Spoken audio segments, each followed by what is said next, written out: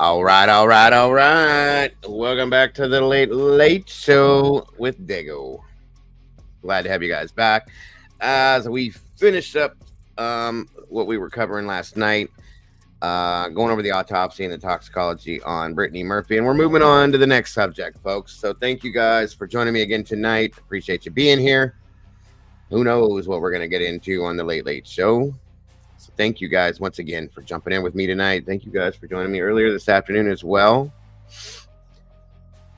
Go grab your seats, grab your coffee, tea, whatever it may be. Jump on in here and have a conversation with me. Let's do this thing, everybody. Here we go.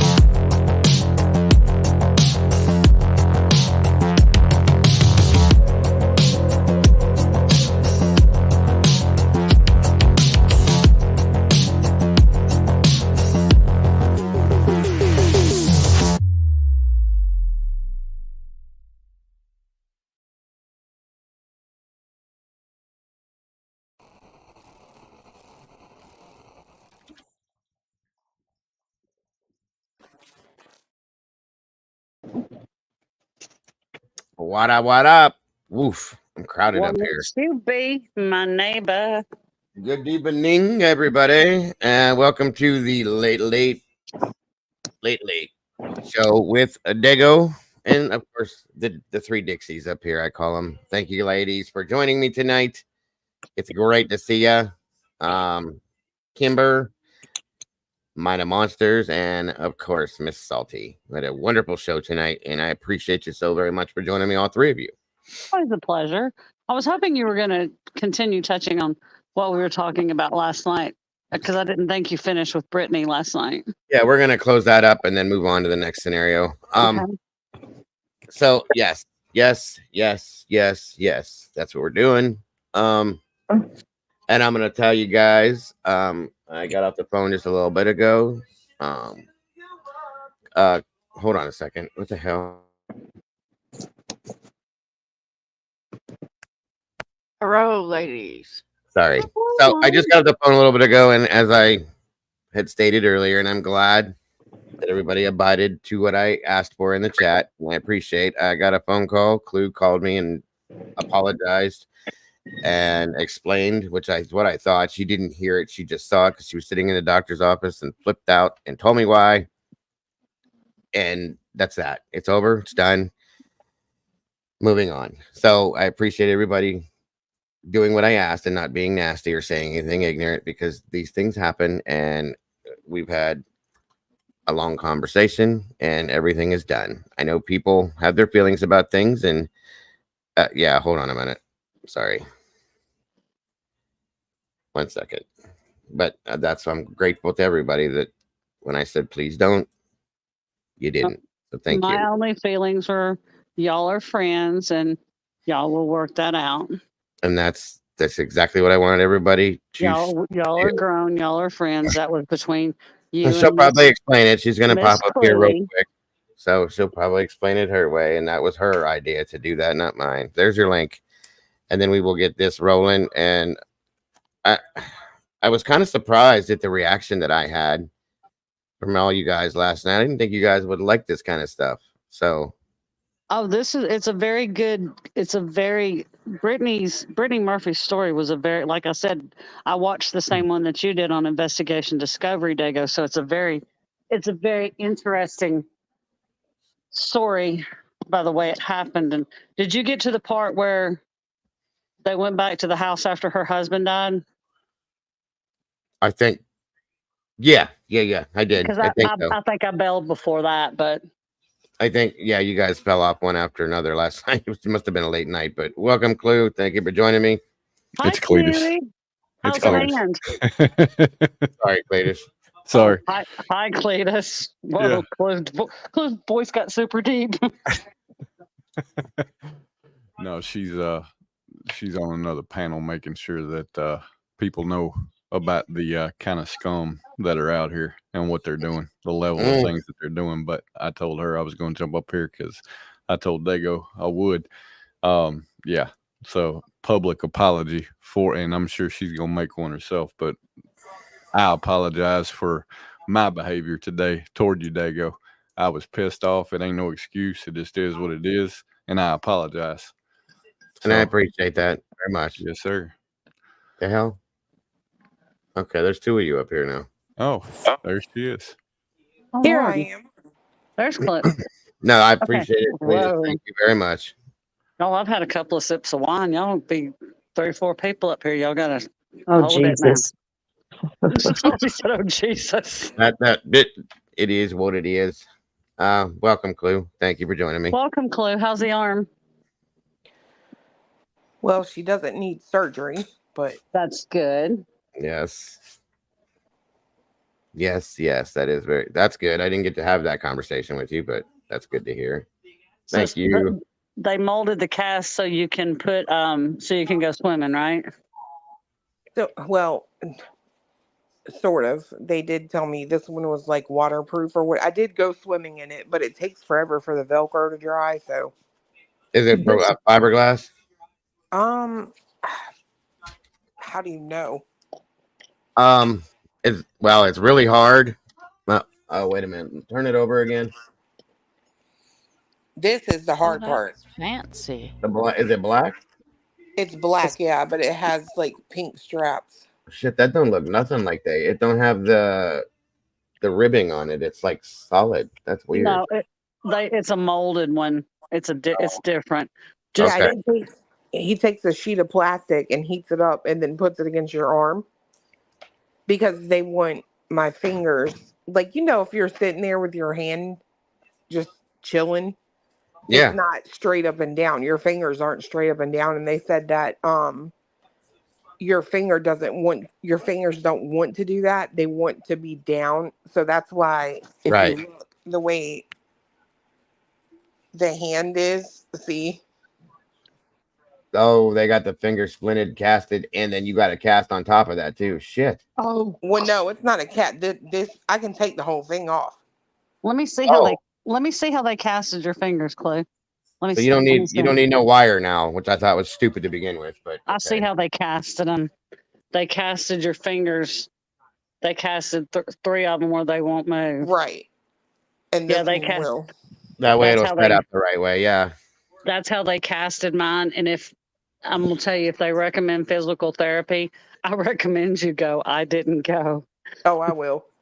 Because Because this is my dominant hand. You know what I mean? Well, Yeah. I broke my dominant hand, and that's how they casted mine, and I didn't go to physical therapy. Yep. But- Yep. Dago, publicly, I do apologize. Thank you. I appreciate that.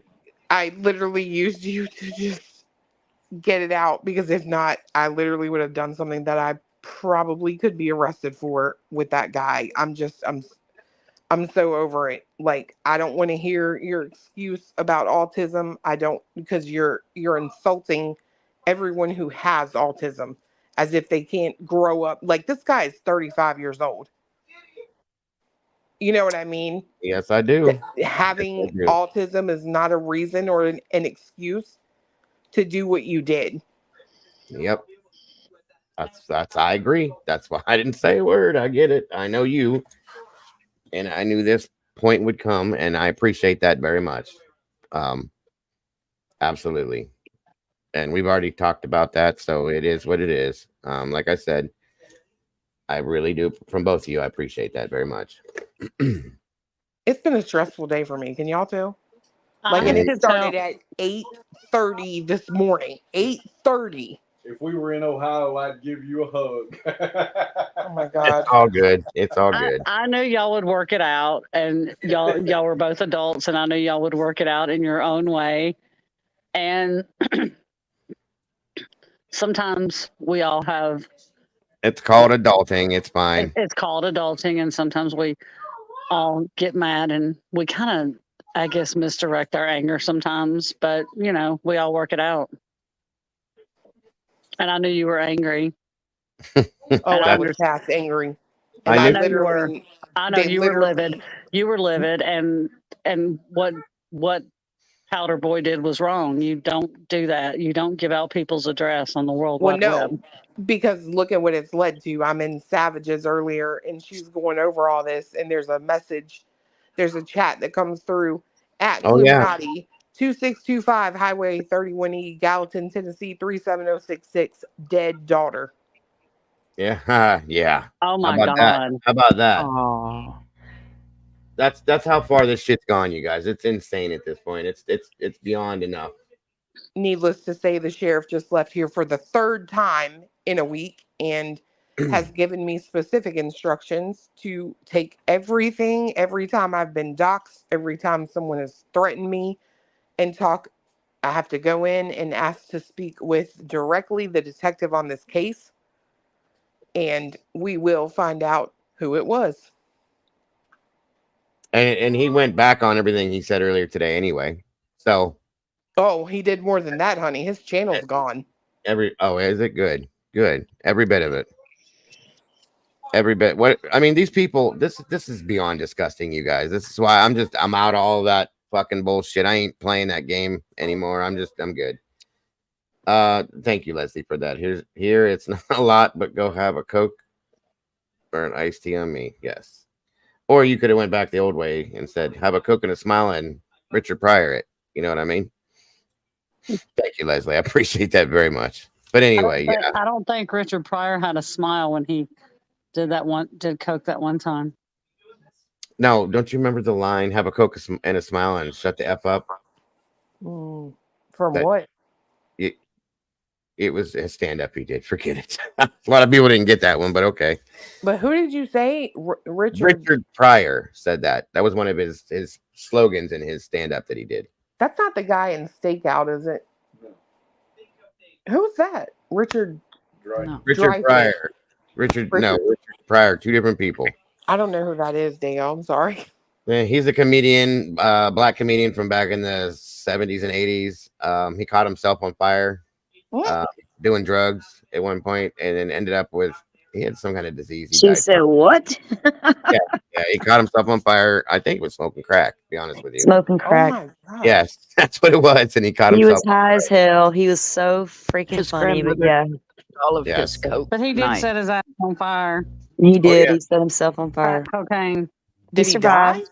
No, Oh, he okay. survived, girl. He survived. Yeah. Oh yeah, He lived to do more. a lot Bless his more. heart. Bless But didn't his he heart. have some kind of a debilitating disease at He the had end? MS. MS, yes. Yeah, He did. that's what it Yeah. was. And MS got him. Mm-hmm. Absolutely. Yeah, it's a sad story, but But Richard Pryor paved the way for a whole lot of black comedians. Eddie Murphy. He was awesome. yeah, He yeah. was funny as shit. You know what sucks, Dago? Yes, ma'am. I'm sitting here listening and I'm pondering. I was in a live stream a little while ago where rational adults Yes, ma'am. having a logical, safe conversation. And that stream got reported for harassment and bullying and shut down What? while live. And do you know what the topic was? Brian Koberger. What? And we were literally looking at some documents pertaining, and people were coming in because it was not a conversation they wanted to hear. It was, and it's shocking to me that that was shut down, but these people can go live and dox people and make threats against their children, and they're left up forever. But you That's do one live stream about Brian Koberger, and I'm going to say that name to the fucking cows come home, and I might have one walk across the yard in a minute. You never know. They get loose up here all the time. It happens. But are you serious? it was though? ridiculous. I'm dead serious, Dago. That happened in that stream. Remember I told you I was going to go watch that stream? Yeah, yeah. And yes, it got shut down. And somebody was coming in there saying, you can't talk about Brian's drug history. We weren't. We literally stated it was a history. No confirmation it was a current habit, or even alluded to the fact that it could be. It was just a conversation about something legitimate that we do know occurred. Yeah, and yeah. Wow, that's new. That's crazy. I think that's very fucking sad. It's beyond that happened with something as simple and innocent as that.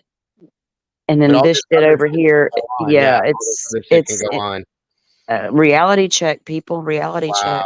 Wow. You think it was people that did it, or do you think there were? He's trying to check into it. The guy that was hosting the stream is, checking into it, obviously. But that's what the report. We all had the same kind of notification come up. Was reported for harassment and bullying, and there was literally none of that going on in that channel at all. Not even the people that were talking in there. None of us. Nobody said a word. We were literally looking at the different items that were found, what they could possibly mean. We've all done this. 100 times. And you know what? The only thing that I can think of, okay, he did bring up something very interesting. The note from Brian from Montana. Is Montana a person, place, or thing? He did locate a person from WSU named Montana. Montana's credentials are amazing. Very into the criminology, the psychology, all these different things. So he just speculated, did Brian know her? Was it a note from Montana? You know what I mean? It was just a speculation. And he showed her LinkedIn. So I don't know if that was like it didn't say doxing, it just said harassment and bullying. But literally none of that was happening. Nobody was getting mad or bashing each other or coming off crazy shit like we normally would see. It was totally weird.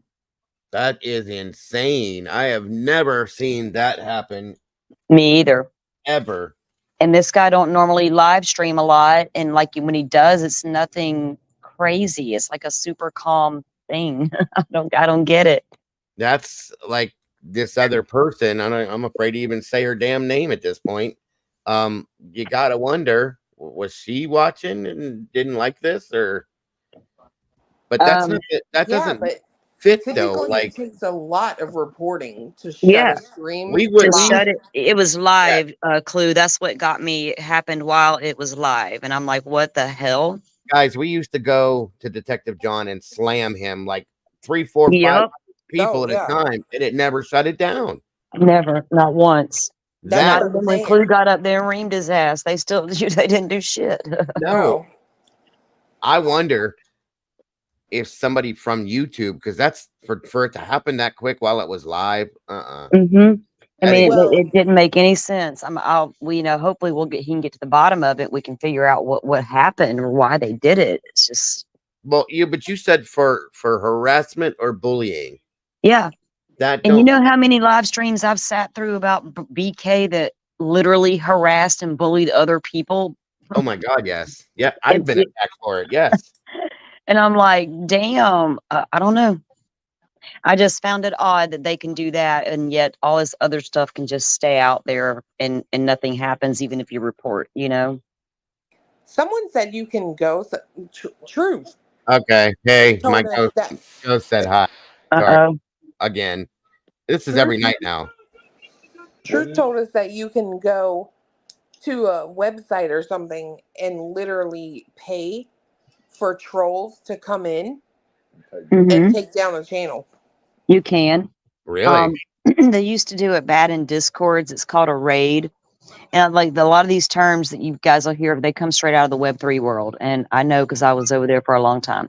And a raid, when I ran Discords for them, you had to watch for that. They would come in and raid your Discord. And it would be just that. And then it would be paid operatives, basically.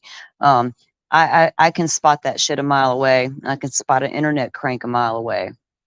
Yeah, that's And true. you don't think it was that? You think it was something with like YouTube maybe, or I that's what I don't really understand yet. I really want to know, because if it's just that particular case, the topics, I don't really yes. understand. You know what I mean? You know what I mean? It's kind of, Yep.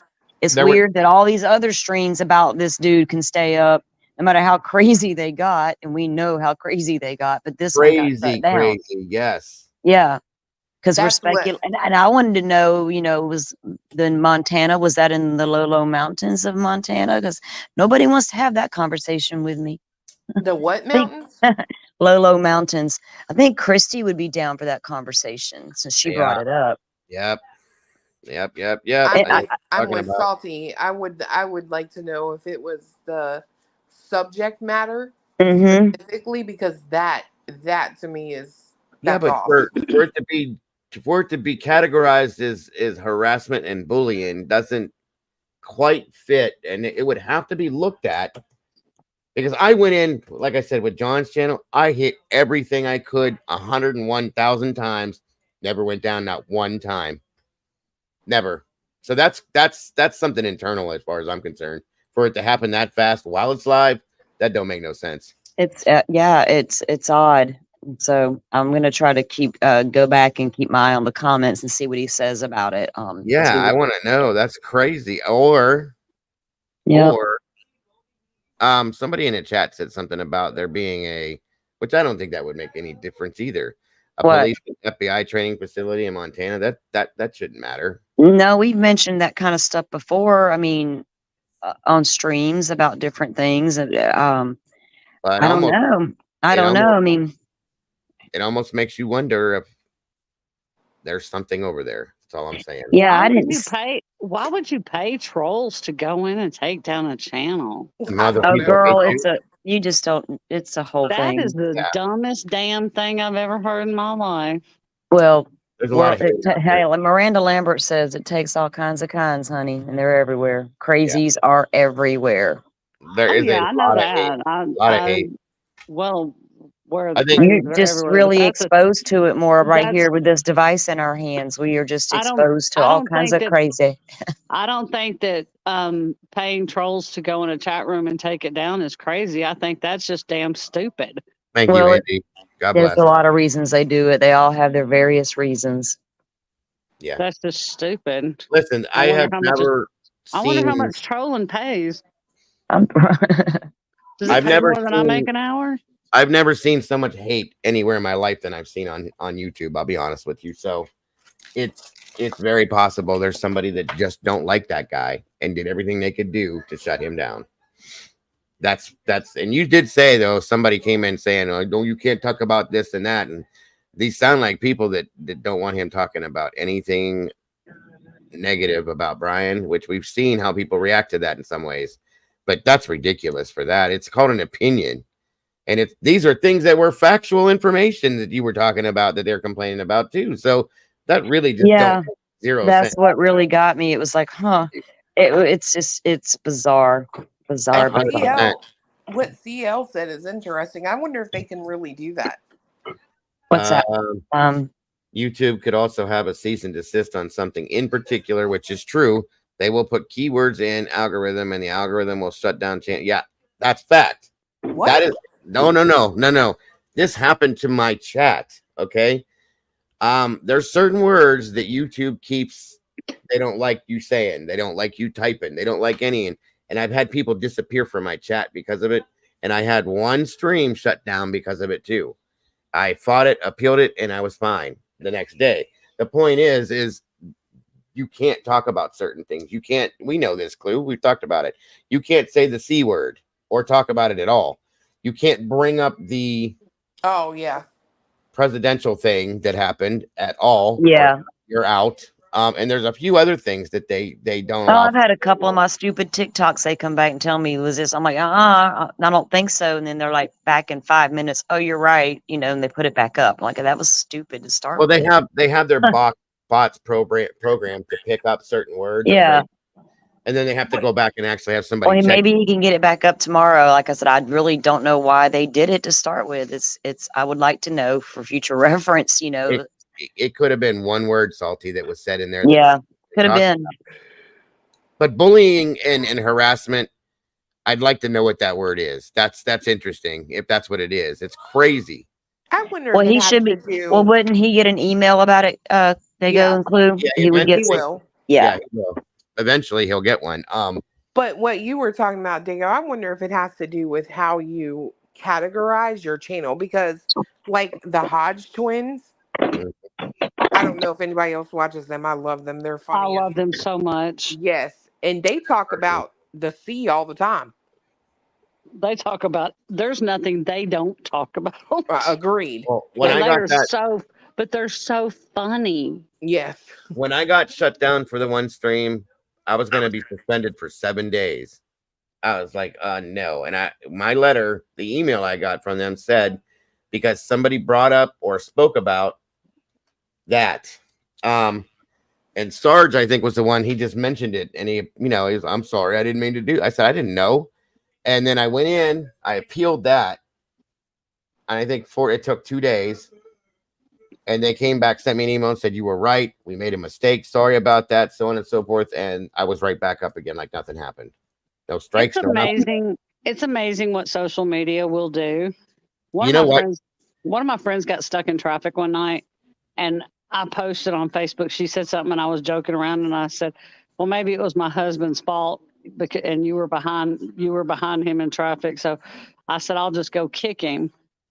Facebook gave me a warning and said I was inciting violence. You can't do that. Listen, who was it that pulled up a GUN that wasn't even real? It was plastic, and they shut their stuff down.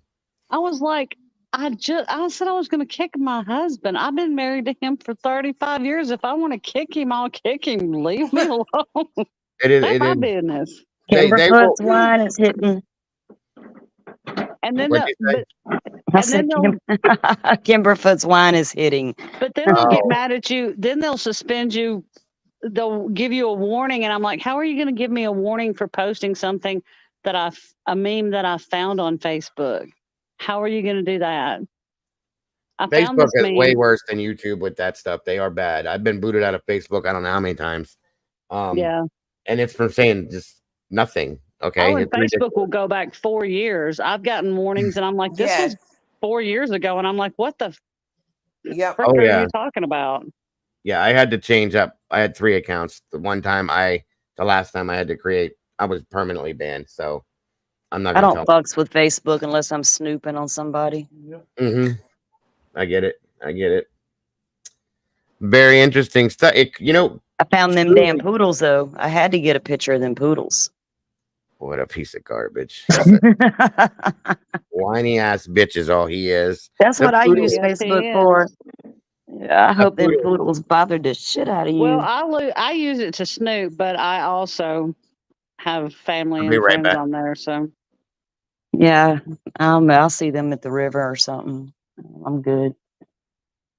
My best friend from high school's on there, and I see her often, but we communicate on Facebook and phone as well. So.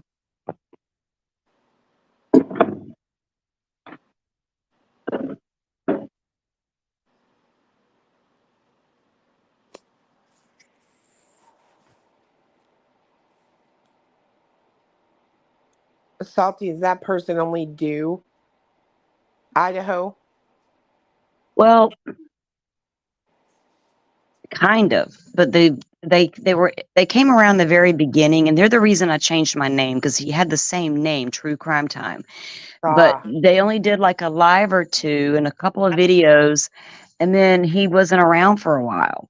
And then he came back, and I noticed that he dropped a video, and I went and watched, and that it was live. And every time somebody would try to find me, they would find that channel, and I knew that already.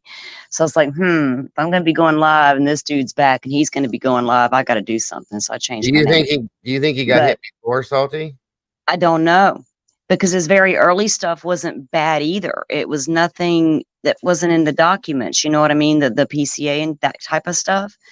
And then the few times he's been back going live now, it's been the same type of thing. It's never been a bashing or a telling you this guy did anything. He literally is legit, doesn't know, like me, you know what I mean? And just discussing the options and period. And that's why I was like, I don't understand. Maybe if he was targeted because like maybe Kluby just because that's really like all he does right now. I don't really know if they're watching. When I say there's eyes on this case and have been for a long time on YouTube. Yeah, definitely. Oh yeah. A long time. And so I don't know. I hope it's not something to do with that, honestly, because I think that's very messy.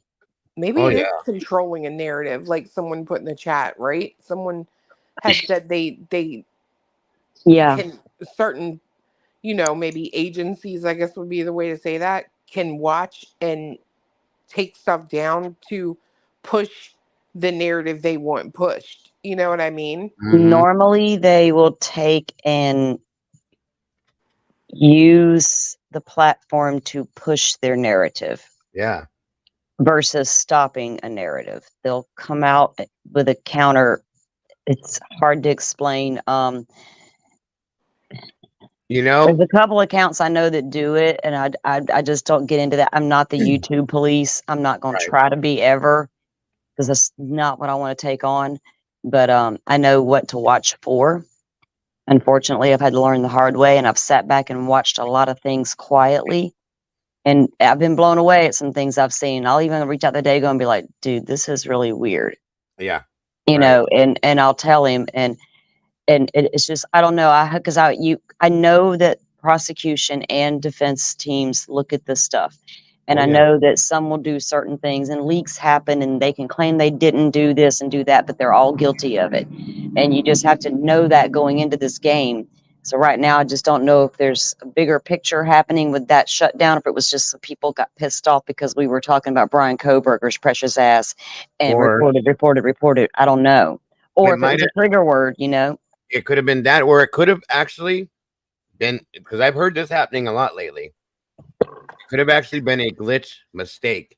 Yeah. And, you know what I mean? It could have been a complete total mistake. Oh yeah, that happened to me. Remember, they just took it down, and I contacted them. They're like, "You don't have a strike or anything. I have no idea why it happened. It'll be And they have these, they have bots running this shit. Yeah, it could be a fluke, and he can get it all resolved pretty easily. Curious to see for sure. I mean, there's people that there's been people that have been unsubscribed from channels. Like somebody in here said it earlier, and it's happened before. And you go back in, resubscribe. It is what it is. So there's a lot of glitches with YouTube too. I've seen that quite a bit. It's very interesting. Yeah. So, I don't know. I don't know. We had a conversation in one of my lives. JC came up and Kimber and I were there, and we had a long talk, and it was about Idaho 4, and it wasn't just so much Brian Kohberger, but it involved Dylan and other things, but nothing happened. Everything was fine. There was nothing happened. We just had a whole conversation about Brian Kohberger when they had the hearing the other day. Mm-hmm. Could it be that Salty's not monetized though? Does that make a difference? No, because if they don't like what you're doing, no, it shouldn't. I've been hit. I don't know. I've heard you can do and say a lot more. Nope. Mom says you can say and do a whole hell of a lot more. Do a lot more when you're not monetized. When I was hit twice before I got monetized because of what I was doing at that time was just not good stuff. And you can be, but you got to be getting pretty dark to do it or saying stuff you shouldn't be saying. And I was in that mix at that time. So it makes sense. But yeah, when you're monetized, you're definitely going to get whacked for anything, any little thing there is. Well, there wasn't anything out of line talked about there either, though. I mean, it shouldn't have. Even if I was monetized, nothing that was said in that stream should have got any violation. You know what I mean? Nothing should have happened. Right. Because I have been in streams where victims were slap ass drugged through the mud and nothing happened. 100%. Well, what is going on here? Jaguars Hooligan said he was on a live that was shut down because they were showing court documents. We do that every single day. But and somebody mentioned that over there in the comments, but I'm with Dago. We do that I do it constantly. I do it every night I read Stearns. Every TikTok I make, I started TikTok for one reason, to put out Idaho 4 documents so people could read for themselves and realize you're not an idiot. It does make sense. And every time a document drops in Idaho, I show it. Yep. Read it. So, Salty, I have a question. How does this person stream? Because I wonder if there's a difference in like going through StreamYard, going direct on YouTube. Now that's a good question, because I don't know. I actually tried to tell earlier and I couldn't. It was no StreamYard logo or anything, so I really don't know clue how he's streaming. He never really elaborates on that. So I really don't know. I don't see. There's nothing going on his screen to tell you anything of what's going. It's pretty much a basic thing, and he's in a room. You know what I mean? Yeah. No frills. So yeah, I can't tell. Well, this don't make no sense, because 5 days ago, he did a Koberger stream. 11 days ago, he did Koberger. 2 weeks ago, he did Koberger. 3 weeks ago, everything he's done has been Koberger. So, tonight was no different. It wasn't Salty that got shut down. It was another channel. This don't make everything he's covered has been Brian Koberger, guys. It doesn't make any, and they're all up except for this one. Yeah, so maybe it was something that was said, like you said, a word or a phrase, something that triggered the response to get it shut down, and maybe you can get it resolved, because it really was no different than any of the other stuff that's been talked about. Hi, Mr. Steve. Mr. Steve said he gets hit occasionally, and he has no idea why. Really? Hey, Mr. Steve. Glitches. They're glitches. I'm telling you. Yeah. I hope that's all there is to it, because I'd hate to think it was anything more, for particular reasons. That just wouldn't be cool. He should get an email. If he doesn't get an email, then it could be like what happened to me, where they were just like, it's a screw up. Yeah. Absolutely. I hope it's not something like that, because I wanted to go over there and check it out myself. Well, it has to be a different way, because if it's just for the content, that's not going to be good for YouTube going forward. Right. Or you're not going to, what are we allowed to talk about then? If we can't have an honest, open discussion, maybe it was just a trigger word type thing. And I hopefully that is all it was. Yeah. Yeah. Because if they put any more rules and regulations down on us, we don't even exist at that point. I mean, I could see it if I had seen actual harassment and bullying happening, but that was literally just not even happening. It was peaceful over there every time. So it was nice to go into a chat where it's like that. Absolutely. Especially about that dude. But anyway. Okay. Well, if you find out, I'd be curious to know what the hell it was. Yeah, I'll let you know what I find out for sure. Just so I know to be careful if it is something. You know what I mean? I know. Yeah. Remember, I told you I was nervous about doing a damn Brian Koberger stream. Well, there you go. Good reason right there. No, I'm not scared of that. I'm not scared of Brian Koberger's ass. You're fair game. You're in a court document. Jesus Christ, you're fair game. Jesus. That's the thing. If the documents are public, we have public access to them. We talk about them every single time, every day. We did for months. Every day we talked about this. If they're going to start locking down on it now, they're out of their mind. That's ridiculous. They didn't lock WSU Mom Kim down, and God knows they should have. So come again. Please don't say that. Please don't Beetlejuice her. I tried the other day, remember? Yeah, but don't today, please. I told y'all, I want her to come. I just want to have a conversation. I can do this adult-like. Because we're gonna we're doing Britney tonight. That's cool. Yeah, I can wait. I can wait. She knows where I'm at, don't you, Kim? You know where I'm at, girlfriend. I'm gonna finish up with the autopsy and toxicology because this case, like I said, guys, this last night when I had followed this before, This case was so freaking wild. it was I have one question though first, before Salty. Oh, go ahead. Okay. I thought Bloom's book was not coming out yet. I see people talking about it in the chat. It's already out. Oh, it's been out. Yeah. It's out. Mm-hmm. It's out, and I have the audio thing because it was free. So I was like, okay, I'll take it. And I've been listening to it. I haven't finished it all yet because I pretty much know what's in there, but there's some interesting things in it. Well, they're But saying of course, something like the dad knew, or the dad knew that Brian did it.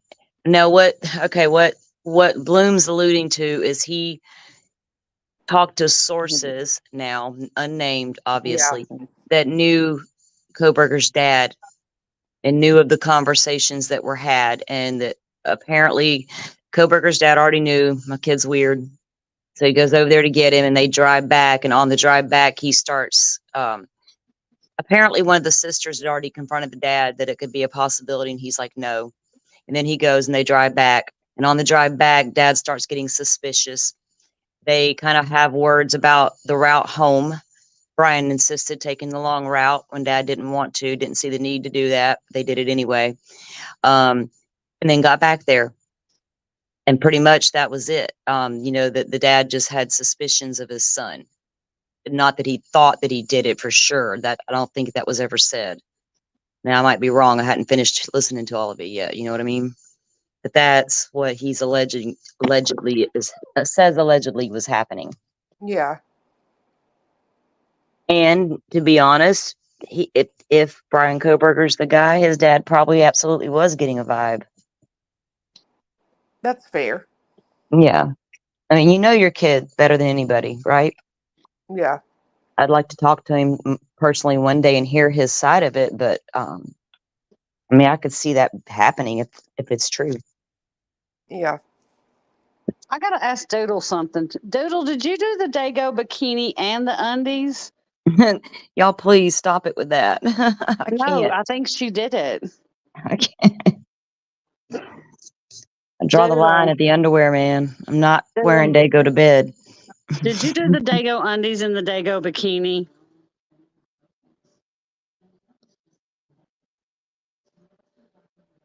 Poor Dago, he can't even start his show yet.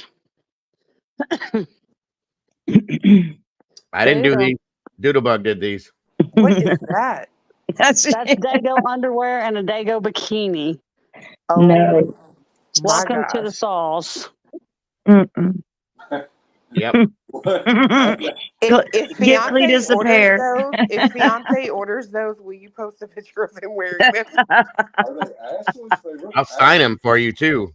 Oh shit! Get him a pair, Clue. My God. We got. Oh, here, let me show you the backside of it. Hold on.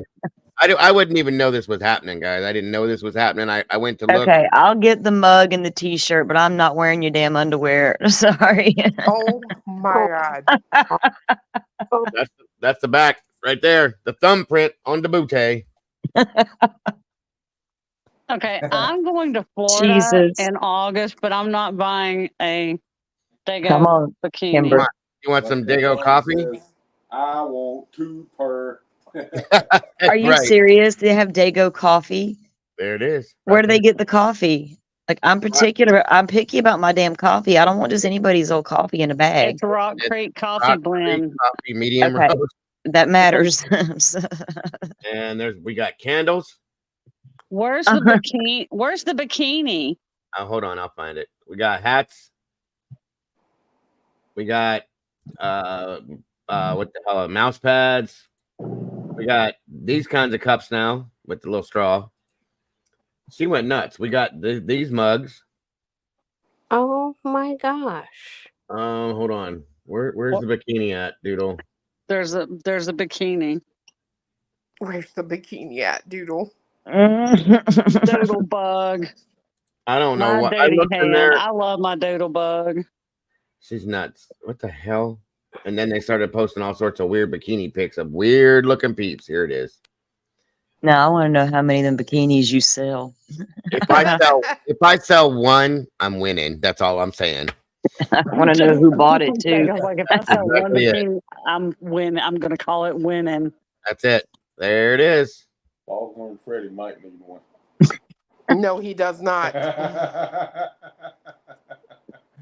The Dago I True think it's Crime cute. Cafe bikini. I like it. Does it have the thumbprint on the back? My It's got gosh. thumbprints all It's over got it. little thumbprints all over it. Yeah. Can't touch this. What's the Can't stretch touch of this. transparency? I have no idea. Oh my God. Can't touch I'll- this. If I listen, nope. Don't leave your damn DNA on me. I need one that says that. Get your damn DNA away from me. Mm-hmm. That's hilarious. Y'all, I got 16. so much shit from Temu to go on vacation with. Y'all just would not Oh believe. God, you gonna be one of them tourists coming down here with your shit? I Don't am leave it all over my beach. Don't leave that crap all over my beach. Let me tell you something. I ain't a tourist when I come to Florida. I Y'all live there all for, are. Sorry.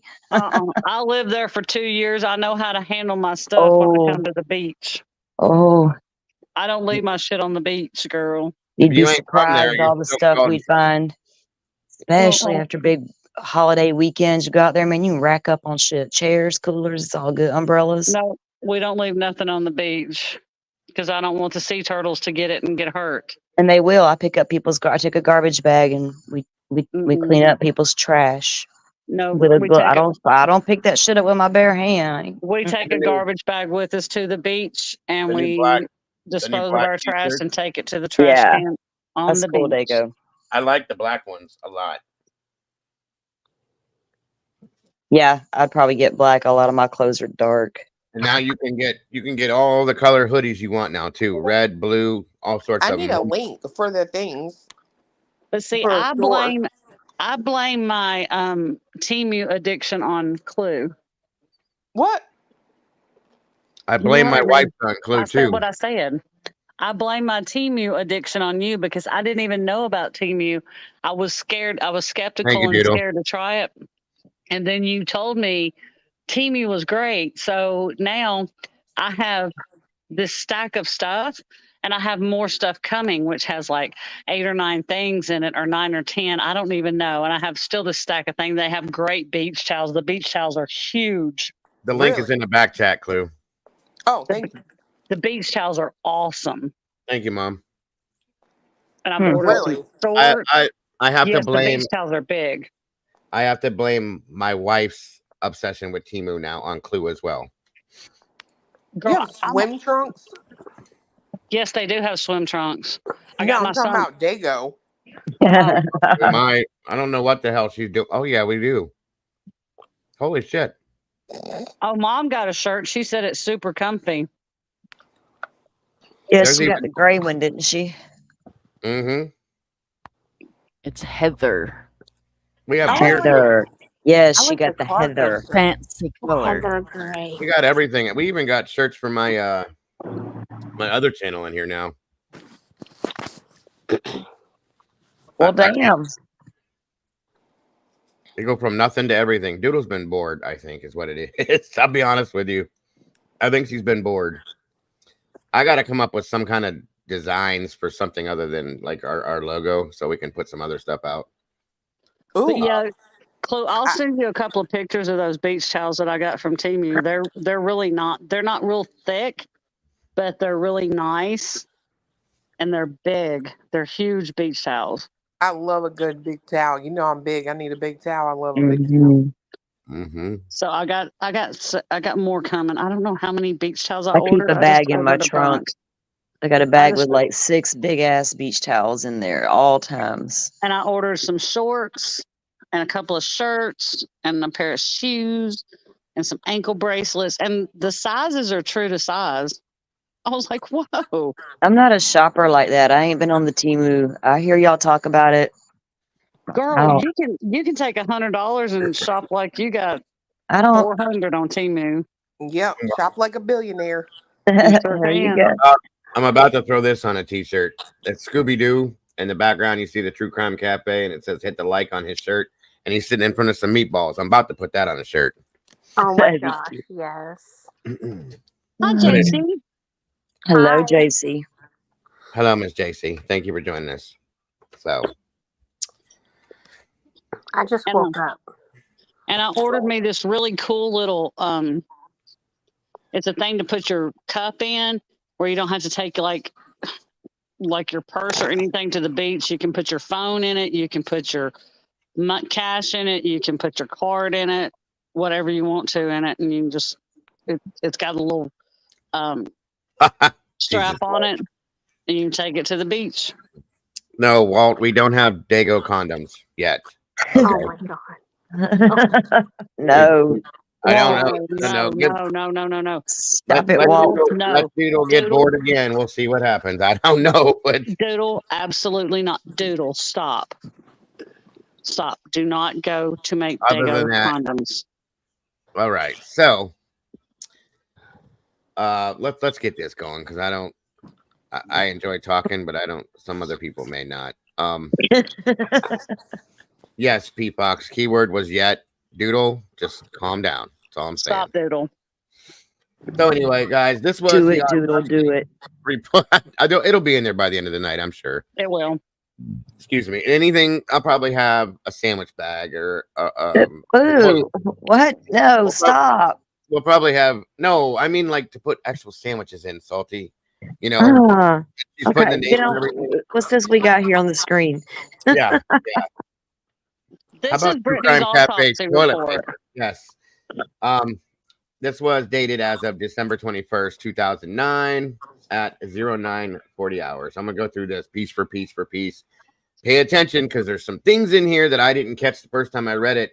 When I watched the TV show, the documentary on it, I was like, what? Wait. And I went back and there it was. And I did not expect that to be there.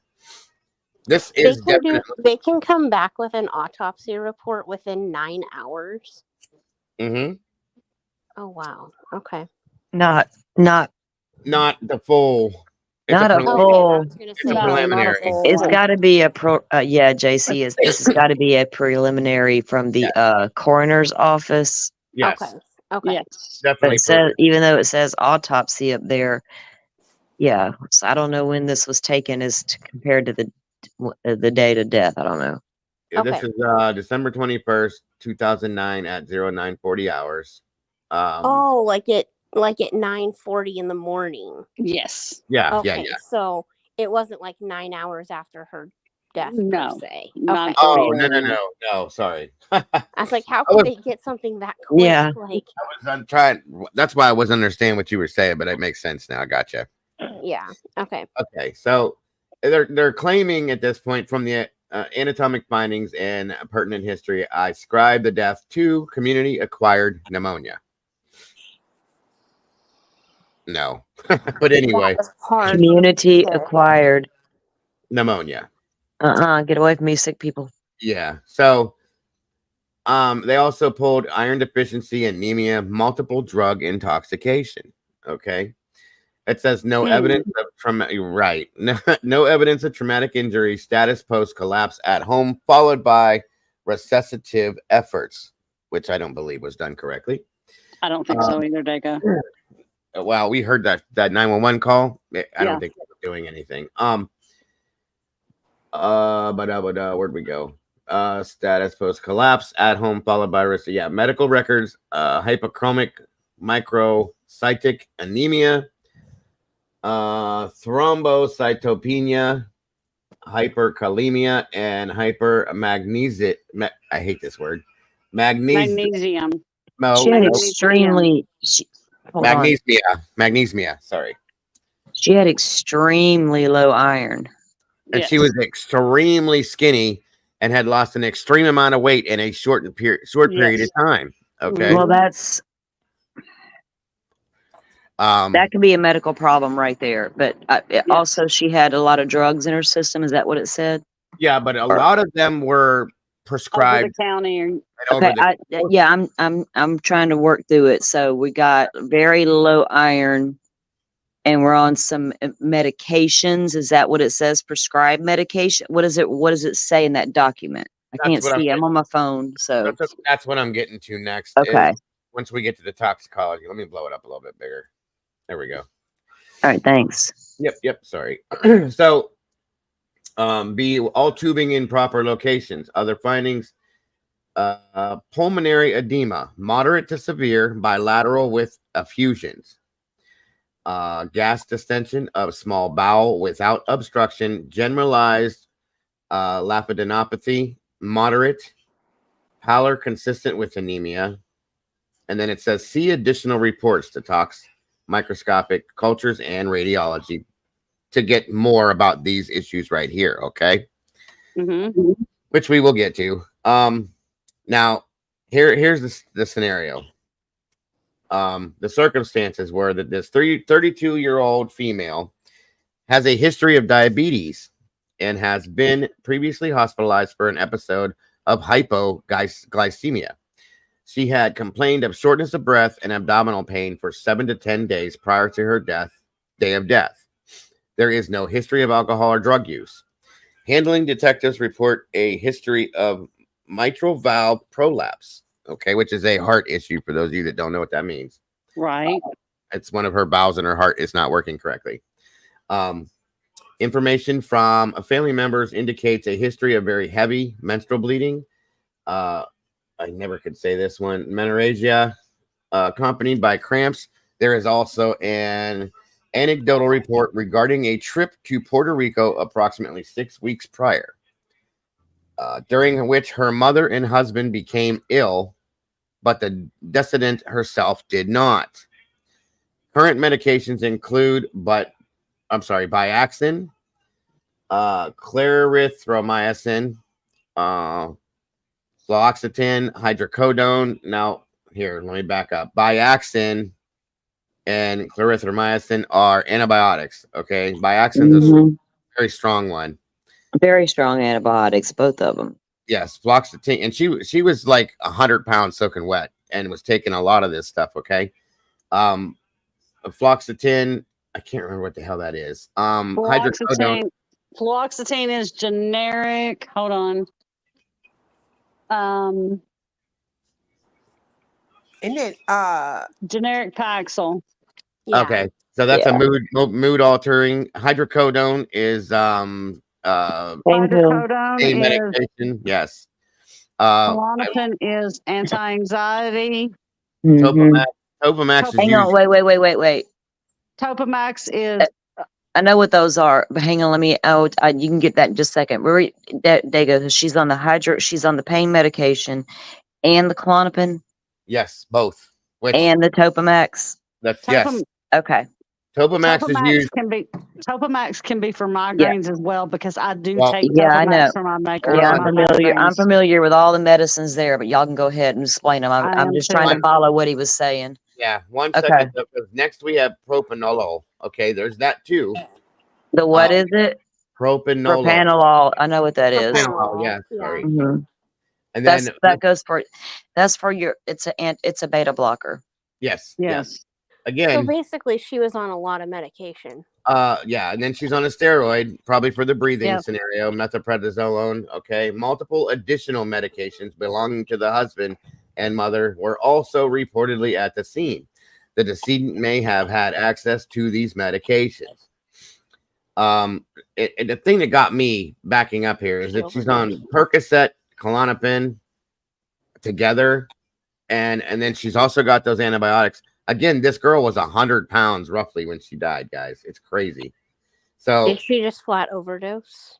I don't think so. I don't think so at all. I don't think so either.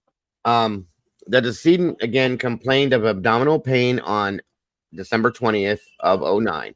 She went into the bathroom at approximately 07:30 hours and was found lying on the bathroom floor approximately 30 minutes later. Her family attempted to revive her by putting her in the shower and running the water. She also vomited prior to the arrival of paramedics. Paramedics arrived at the scene at 08:08 hours. So from 7:30 to 8:08 a.m. Okay. The decedent had no vital signs and was astolic. okay, from 8:11 to 8:20. Asystolic. Or asystolic. Sorry, I knew I had to Yes. fix that. 8 to 20 or 8:11 to 8:20 hours. At 8:25 hours, ventricular fibrillation was present, but vital signs remained absent, meaning they pulled the paddles out. She was described as pale and a diaphoretic with fixed dilated pupils. Blood glucose at the scene was 49, which is low. She was taken to the local hospital where blood tests revealed a severely decreased hemoglobin level. And the hypochromic microcytic anemia platelets were also severely decreased. That's dangerous. Very dangerous, yes. When you get that low and you're severely anemic to that extent, organs can start doing things they shouldn't be doing. There's a lot that can go into that. And it sounds like she was very sick to start with. Well, not just on the Paxil and that type of but the other medications. I'm wondering. She's already got some sort of established medical thing going on here. Well, that's what I'm going to be getting to in my theory on it. Okay, so, where was it at? The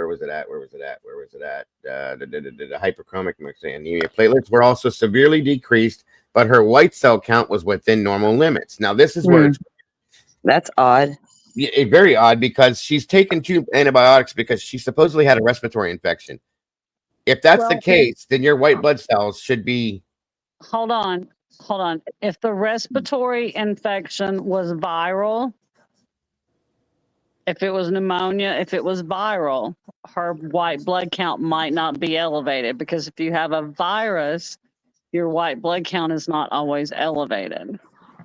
Well, okay. I guess we can go with that. But I don't know. That's still a little weird to me. But moving on,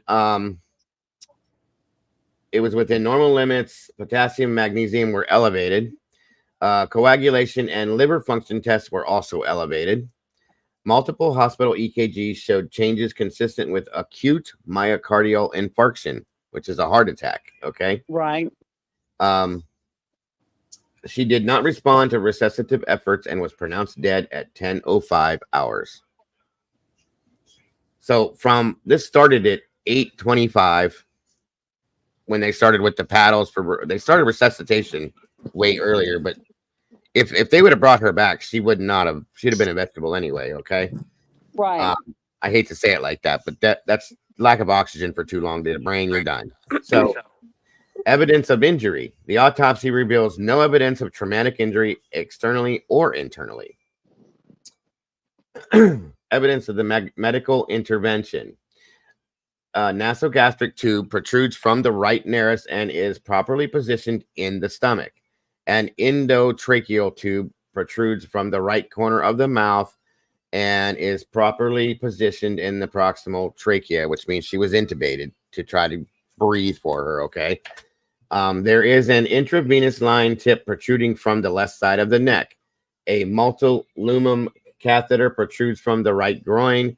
The tip extends into the right femoral vein. Multiple needle punctures, some accompanied by small amount of ecmosis, are present in the right antecubital fossa. I can't see some of this, sorry. The central sternal chest area contains a faint pink contusion containing a few small abrasions within it. These findings are consistent with CPR. Identifying features would be, her no tattoos, surgical scars, or track marks are identified. There is a small, non-specific old scar on the left buttock. Each earlobe has been pierced once. The external examination. The body is that of an unembalmed Caucasian female adult who appears the stated age of 32 years old. The body is identified with toe tags. The overall appearance of the body is consistent with the recorded height of 65 inches and the recorded weight of 115 pounds. The body appears well developed, normally muscular and slim, but not excessively thin. There is generalized pallor of the skin surface in all areas. On the back, there are a few tan, solid, and targetoid macules. Skin is otherwise unremarkable. A minimal amount of liver mortis is discernible. It is distributed dorsally and blanches with firm pressure. Rigor mortis is present. Excuse me. The head is normal cephalic and covered by wavy dark brown hair of a moderate length that has been focally lightened. The hair has been multiply gathered into segments held close to the scalp by metal fasteners. There also appear to be multiple hair extensions woven into the natural hair. There is no evidence of balding. Examination of the eyes reveals brown irids, equal round pupils, and mildly injected sclera. Soft contact lenses are in place bilaterally. There are no petechial hemorrhages of the conjunctivae of the eyelids or sclera. Ears and external auditory canals are unremarkable. Oronasal passages are unobstructed. There is a small amount of thin brown liquid at the nares and the mouth, but there is no evidence of oropharyngeal obstruction. Dentition is natural. Mucous membranes are moist. The neck is unremarkable. There is no appreciable chest deformity or increased in anterior posterior chest diameter. Breasts are Breasts are symmetric and palpation reveals no masses or nipple discharge. There are no scars of the chest or abdomen. The lower abdomen appears mildly distended.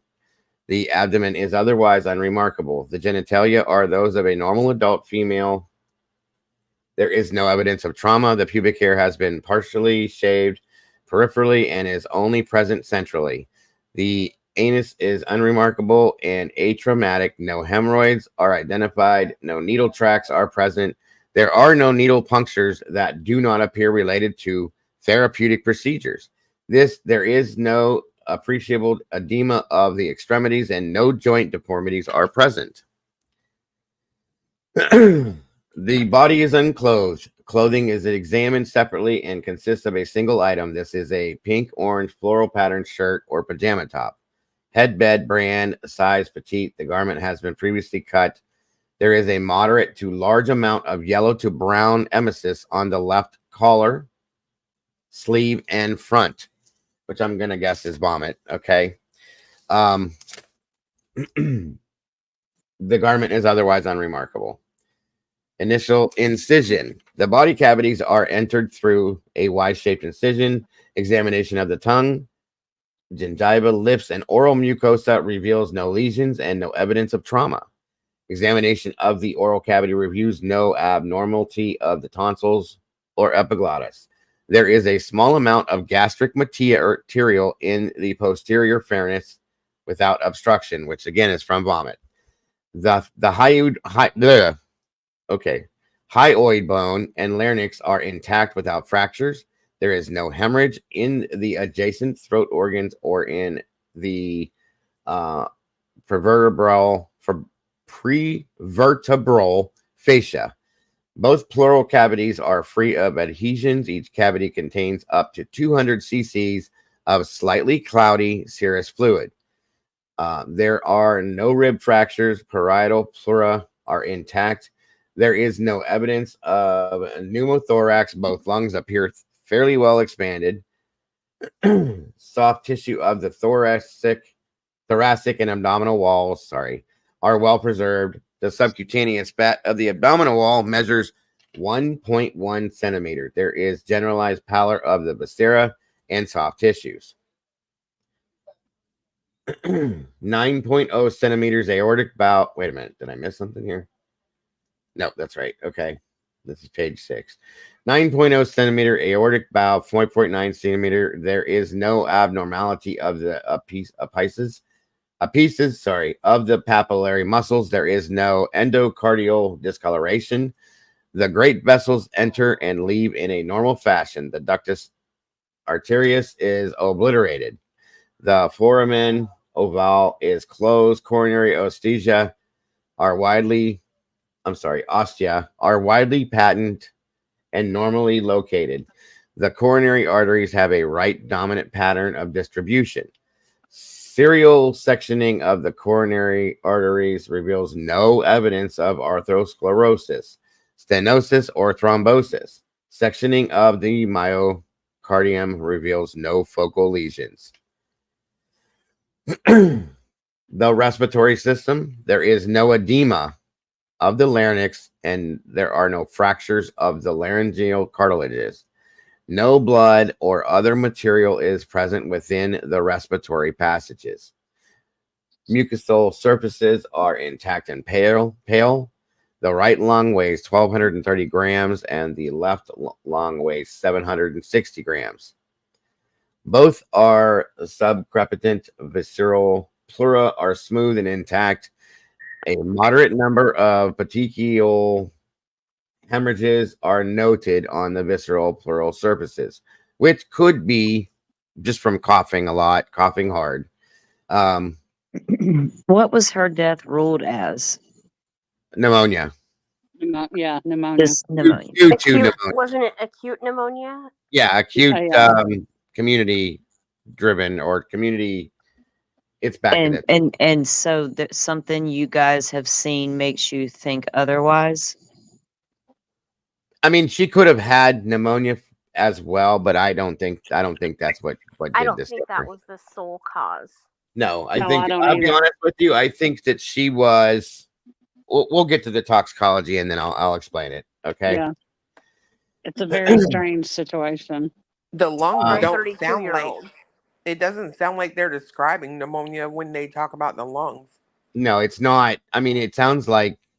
I mean, she could have had like just a slight respiratory infection because it doesn't seem that bad, is what I'm saying, based on the. There's moderate. It says moderate number of petechial hemorrhages, which we all have those when we get sick or we cough. Smokers have them. You know what I mean? Yeah. So I'm just saying it's moderate. It's not a massive amount. It's not. They're not. Well, it does say swelling was moderate to severe too. So again, that can be from the coughing or I'm maybe, with you. Yeah. You know what I'm saying? I don't know. But also the lungs' weight was they were quite different. One was quite a bit different. Yes, I noted one that. was over. What was it? 15. One was 7. 12 and 7. 1,230 to 760. Yeah. One had difference. 500 grams difference. There was a lot going on there medically, but there's no trauma as of yet to this body. So that's why I was trying to figure out where we think there's something other than the medical. The story was so bizarre. I think I'll be honest. I think she was. Story. Help me get there. Then I don't know what's going on here.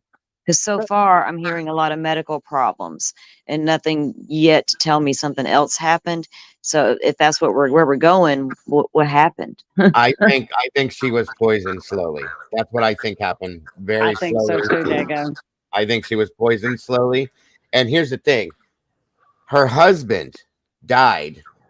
6 months later. Yeah, within 6 months of her death. Yes. And they're claiming that it's almost exactly the same thing. Yeah, I remember that now. Yes. Okay. So who was the heir to the throne? Her The mother. husband- The mother. But what you have to understand is her husband died 6 months later when the cops were called to that residence. Her mother and her husband were sleeping in the same bed. They were sleeping in the same bedroom. bed. Yes. And you got to see, Salty. I wish you were here. You had to see Well, well, if I'm an investigator, you can believe I'm doing some deep dives into hair strands and all kinds of shit. It's going to tell me how far back that poisoning went. Yeah. What kind of poisoning I'm dealing with now and who I'm fixing to go after for said poisoning. I mean, you don't never know. Lots of money involved, and California types be all weird, taking their weird medications. I told y'all about them the other night. But they didn't do all of this, and her dad was very suspicious of her death. Unfortunately, he has passed away now. There's a lot of but he was very nefarious suspicious of her deaths death. in and around Hollywood. But her mother and her husband were sleeping in the same room when he died. They were living out of one room. They didn't leave that room. They stayed in that whole room. Well, wasn't he a dumbass?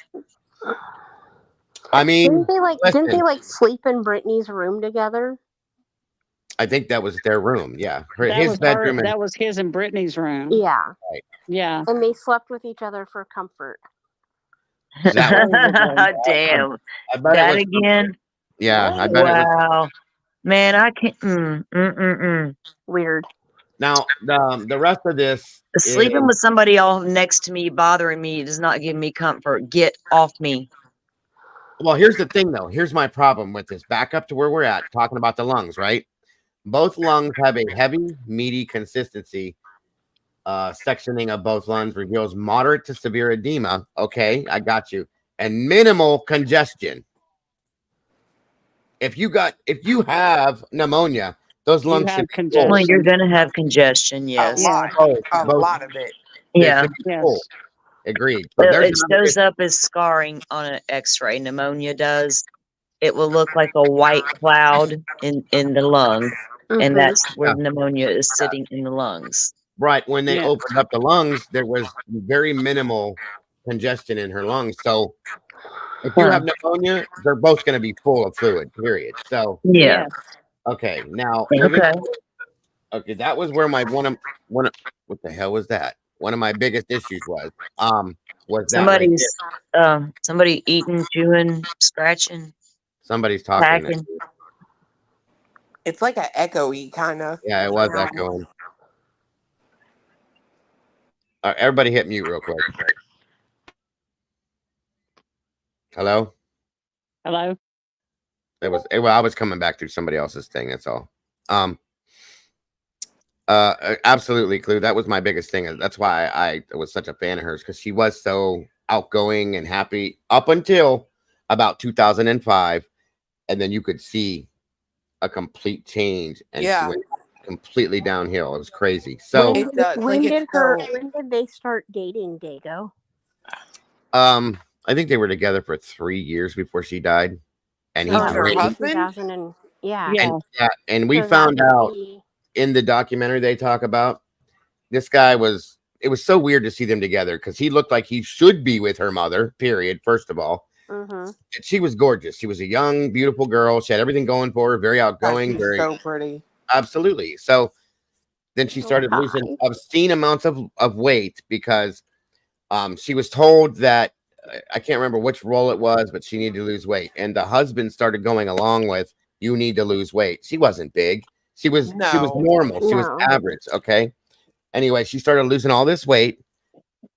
This guy, come to find out after the fact, mind you, this guy had 2 children that she knew nothing about. He had another relationship somewhere else. He was completely fucking broke. Excuse my language. I get irritated with this shit. How should you meet somebody like that? Jesus Christ. Here's the best part. He knew her when she was 17. If I was in women. Well, she was 17 years old and knew him through her mother. Okay. Oh, mama. Oh, Lord. She got the Black Widow mama. Yeah, he was taking pictures of her and fell in love with her and waited till she became legal. And then they were friends. They were friends for a while. And then he took full advantage of her situation being whatever and told her, I'm going to put you in this movie. He was a director of shitty ass movies. Okay. Yes. I'm going to put you in this movie and you're going to be a big star. And then it started going from there. She fell for it. She backed out of 4 or 5 or got fired from 4 or 5 total movies. He ruined her, and it was all because of him. He ruined her career. He took over everything. She was at the end. She didn't even have her own cell phone. You could not talk to her unless you went through him. Okay. So almost like a Britney Spears. If you have if anybody has Investigation Discovery, you can search Britney Murphy, and you can watch this. You can watch it. And or go back last night. You can watch my show from last night. It shows the documentary on the whole thing. Yeah, and it's very interesting. And it's by ID. Okay. And it's on it's on Investigation Discovery, JC. Yeah. Okay. But now that was the one issue I had with the diagnosis, was that there was no congestion in her lungs, but they're calling it pneumonia. So going forward, okay, then we have where the hell was I? Portions of both of the lower lobes and the right upper lobe appear to have very dense grossly, consistent with consolidation, and these sections sink when placed in water. Sections from the upper left lobe and right middle lobe remain floating when placed in water. Other than these areas of possible consolidation, there are no focal lesions. There is no evidence of thromboembolism in any area. Okay. Now, the gastrointestinal scenario, the esophagus is intact and unremarkable throughout its course. The stomach is not distended. It contains up to 50 cc's of tan, slightly digested food containing multiple pieces of rice or noodle material, a possible blueberry, and other non-specific pieces of food. Also present are several irregular pieces of the flattened, fragile material that may represent portions of medication. The gastric mucosa is congested but otherwise unremarkable. No ulcers or other focal lesions are identifiable. The duodenum is unremarkable and contains no ulcers or focal lesions. It contains yellow mucoid material, which would be like mucus, okay? The remainder of the small intestine and the colon are unremarkable on external and C2 examination. They are opened along their entire length and are unremarkable throughout their course, as are, which they claimed at some point they thought she could have been, what is it when you can't go number 2? Constipated. Thank you. There we go. I don't know why. Damn. Like impact. You talking about like impacted? Impacted. Yeah, impacted. They said she could have possibly been constipated. There's something else going along with What? something. He died from constipation. Are we on the You gastro can. You system? can if you're, Toxic. you can if you're impacted. It can. If you're Yeah. impacted, you'll start like You can get a bad vomiting. infection. Yeah. You'll Get a start bowel vomiting. blockage. Yeah. Yeah. Yeah. Yes. I know. But okay. So there is with no evidence of blood or coffee ground material. The colon contains well-formed brown stool, showing no evidence of melena. There is no evidence of diarrhea. The appendix is present and grossly unremarkable. The pancreas occupies a small position. Sectioning reveals no parenchymal abnormality. Pancreatic ducts are not ectatic. Okay. Let me see. None of this other stuff is going to make a difference, really. I don't think. The periportal lymph nodes are moderately enlarged, which could be from being sick at some point. Yes. Okay. Right. The gallbladder contains a small to moderate amount of bile. No stones are present. There is no obstruction or dilation of the extrahepatic ducts. Okay, so none of that other stuff matters. The right kidney weighs 170 grams. The left kidney weighs 220 grams. Both are normally situated and their capsules strip easily to reveal smooth cortical surfaces. Corticomedullary, what the hell? I've never even seen that one before. Demarcation remains sharp. The relatively pale cortices sharply contrast with the congested medullary pyramids, giving them the appearance of shock kidneys. Okay. No focal lesions are noted in any area. Parapelvic fat is not increased. Ureters show no evidence of dilation or obstruction and pursue their normal course. The urinary bladder is unremarkable. It contains approximately 50 cc's of cloudy yellow urine. Dipstick testing of the urine is negative for both glucose and ketones. I don't need to read any of this at the bottom because I don't want to take that away from her. Thank you. No focal wait, is that still part of it? Yeah. Yeah, okay. So moving on. The hemophilitic system, the spleen weighs 220 grams. The capsule is intact and smooth. The leukemia is pale red and contains no focal lesions. Is generalized moderate lymphadenopathy with large lymph nodes in the following areas: the pulmonary hilar, paratracheal aortic is in vicinity of arch and along abdominal, descending aorta, hepatic portal, parapancreatic and mesenteric lymph nodes in other areas are inconspicuous. Bone is unremarkable. Bone marrow appears somewhat pale, but otherwise grossly unremarkable. There are minimal degenerative changes of the thoracic spinal column. Okay, let me get down to this here because there's a lot of this shit.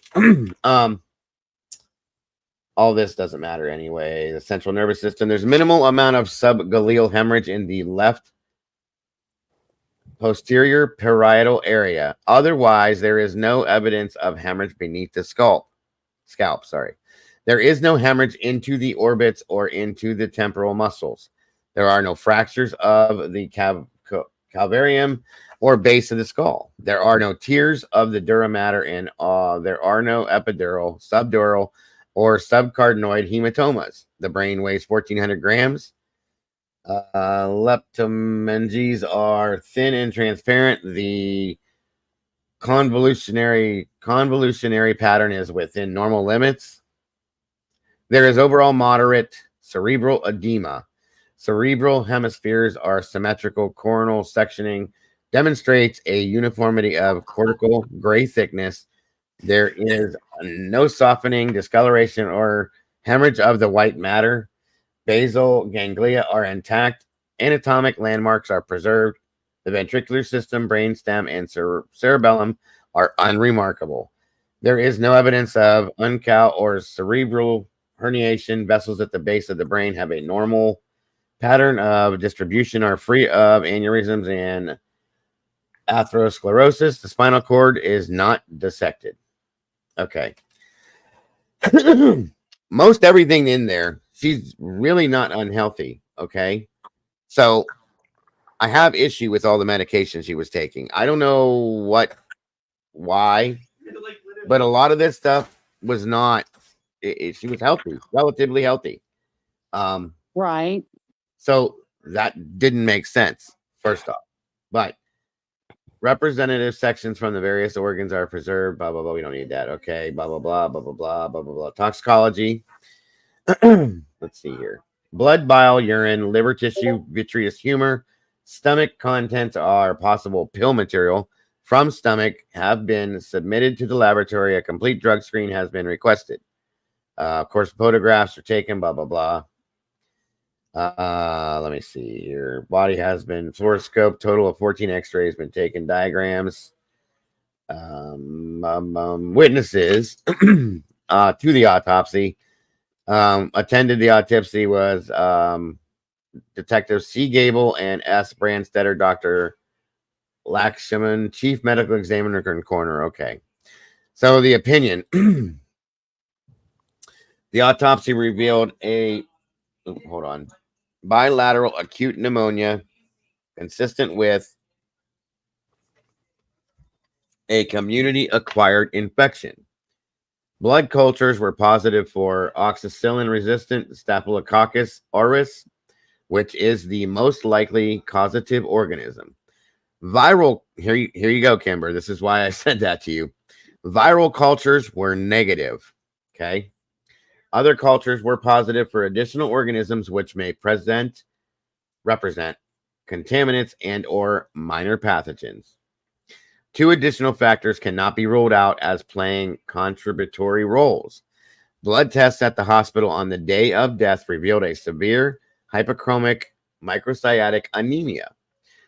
Now that she was unhealthy that way with anemia, the anemia. So sorry about that. But gross autopsy findings of pallor and decreased blood volume, as well as microscopic findings and decreased blood iron levels.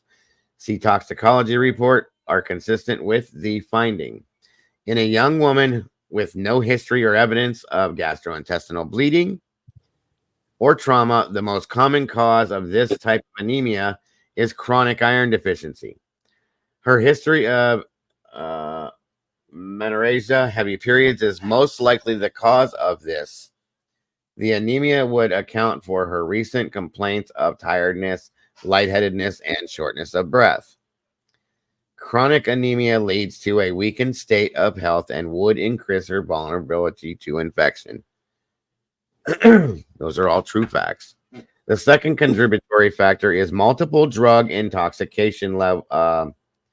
Multiple medications were present in the blood with elevated levels of hydrocodone, Percocet, acetaminophen, Tylenol, and chlorpheniramine, L-methamphetamine was also present.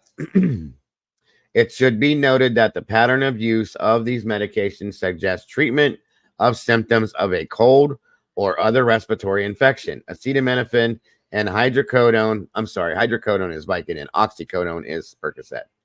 Acetaminophen and hydrocodone are components of Vicodin. There it is. Chlorpheniramine is the active ingredient in some over-the-counter medications. L-methamphetamine is a component of some inhalers. Oh boy. It should be noted that the L-methamphetamine is not an illegal drug. Street methamphetamine is D-methamphetamine. None of this or any other illegal drug was detected. L-methamphetamine is not as active as the D-isomer, but still has physiological effects. Isn't that what's used in the inhaler? Yeah, that is. Yeah. One of these, folks. That's what's in these. Mm-hmm. That's what opens up the pathways and like makes things jump out, you know, so you can breathe. The possible adverse physiological effects of elevated levels of these medications cannot be discounted, especially in her weakened state.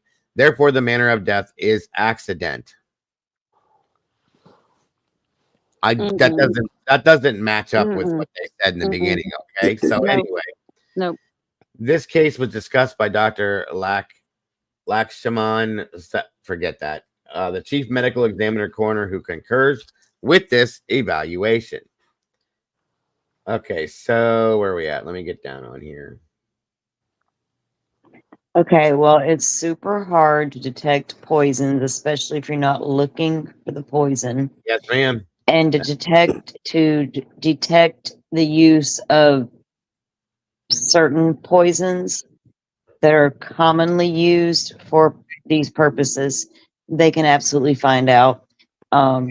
There's very specific ways to find out. If they're looking, where's her mama at now? Broke and miserable because she's alone, in my opinion. Probably, So I don't know. She know. didn't get the inheritance. She didn't inherit no money. I'm sure she did, but no. Wait, no. She was supposed to get. She didn't inherit any money. That's right. But all the jewelry that this dude bought, he bought all this jewelry. She thought she had millions of dollars in jewelry because one of the diamonds was worth $1 million alone, right? So she calls this guy that deals in jewelry and said, I need money now. I need you to sell this. He took every bit of it. Every single thing was fake. None of it was real jewelry. So when she passed, did the husband get the estate? For 6 months. And then he passed. Who got the estate when he passed? The mother would have gotten it. She would have gotten it, yeah, because she was living there too. It depends on California law. If she was in a will or anything, maybe. But did they have any children together? No. Oh, hell no. Okay.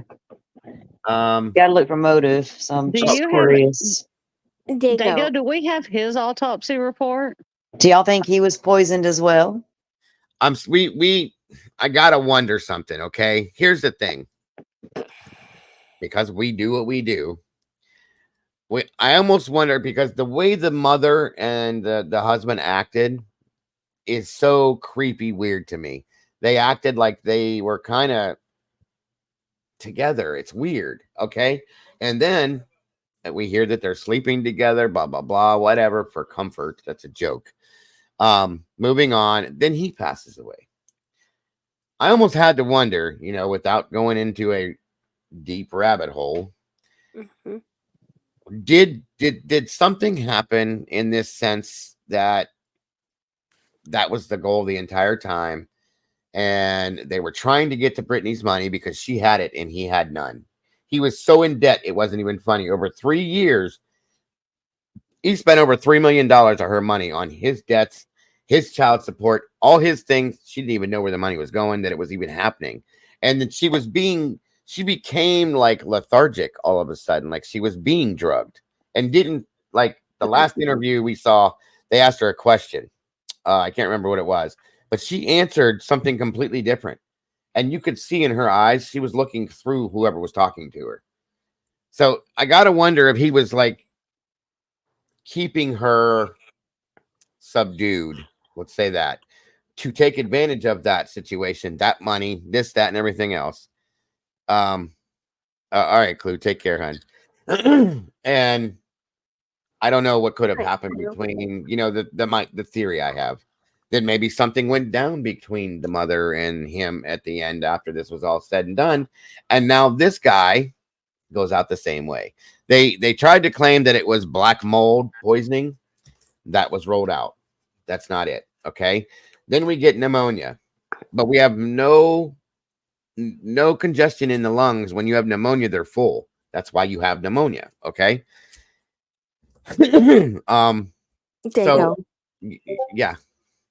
Okay, so this is just making me think of something that I learned at CrimeCon. So Glenn Kirshner is the prosecutor for Robert Wone, and when Robert was found, when thanks, Clue. When Robert Wone was found, he was found with 3 perfect stab wounds, and basically they said that if in his tox report came back completely clean. So, and he had 3 perfect stab wounds. Well, if you are being stabbed and somebody is coherent, you're gonna have jaggedy wounds. Like, they're not gonna be perfect. They're gonna be slightly jagged, and he had perfect stab wounds. Well, his tox because they were thinking that he was poisoned or he was sedated. Okay. But his tox report came back clean. Well, Glenn was saying that there is a drug that you can get that does not show up, and I can't remember what the name of it is. I'd have to it's very true. go back. But there is a name. There is a name of a drug that you can give someone that will not show up in a tox report. So there's more than one. There's multiple that you can get, and different ways that you can do that type of thing. There's certain types of poisonings that will shut down your organs, your liver function. And it happened. Do you suspect that this with Britney happened very fast? I mean, I want to say, I don't know. Kimber, okay. You remember? They said that they went to. If Go the ahead. poison part happened very fast, that would also make sense because Robert Wone was the 911 call came in within 79 minutes of him arriving at this house. So within 79 minutes, something happened. Oh, yeah. Was that the mushroom scenario? No. Oh, okay. It was, they said that he was spending the night with 3 guys, and they said that an intruder, and they all went to bed at like, I don't know, 10. He arrived at the house at 10:30, and by 11:54, 11:49 was when the 911 call came in, and by 11:54 the EMS showed up, and by 12:25 he was pronounced deceased. Wow. Yeah, Robert Wone, back in 2006 in Washington, D.C. Glenn Kirshner is the prosecutor, and he talked all about it, and I've been following the case ever since I learned about it. And none of the guys have been charged. However, they were these 2 guys were married, and then the 3rd guy joined them, so they were like a throuple. And none of them have been charged. But within, like Glenn was saying at CrimeCon, within the last year, Victor and Joe have divorced, and obviously Dylan the 3rd left the family. And so now Glenn is just kind of waiting for, and Victor has immunity. So they gave Victor immunity, but on the conditions that he tells the truth. So they're just kind of waiting for Joe and Victor, or at least Victor, to tell more about Joe, or Yeah. Joe and Dylan to turn on each other, because Joe was kind of like the leader of the group, and Okay. then Dylan was the third person, but Dylan was in like what's it called, SMB, or uh chains and cuffs and that kind of what bondage, S&M yeah stuff. yeah that kind of stuff. And when they went to the house, they said there must have been an intruder, and he must have taken a knife from our kitchen set and done this. Well, they found out that that was kind of BS, Right. because the stab wounds did not match the knife cutlery set. So they went into Dylan's bedroom and they found all of his bondage stuff, like just laid out in his room. And there was a knife set. There's a large knife, a medium knife, and a small knife. And the one knife that was missing was the small knife. And that knife would be consistent with the stab wounds on Robert. However, Right. Dylan's mom said, "Oh, I can explain why that knife is missing. It's missing because I gave that set to Dylan for Christmas, but I wanted to keep the small knife."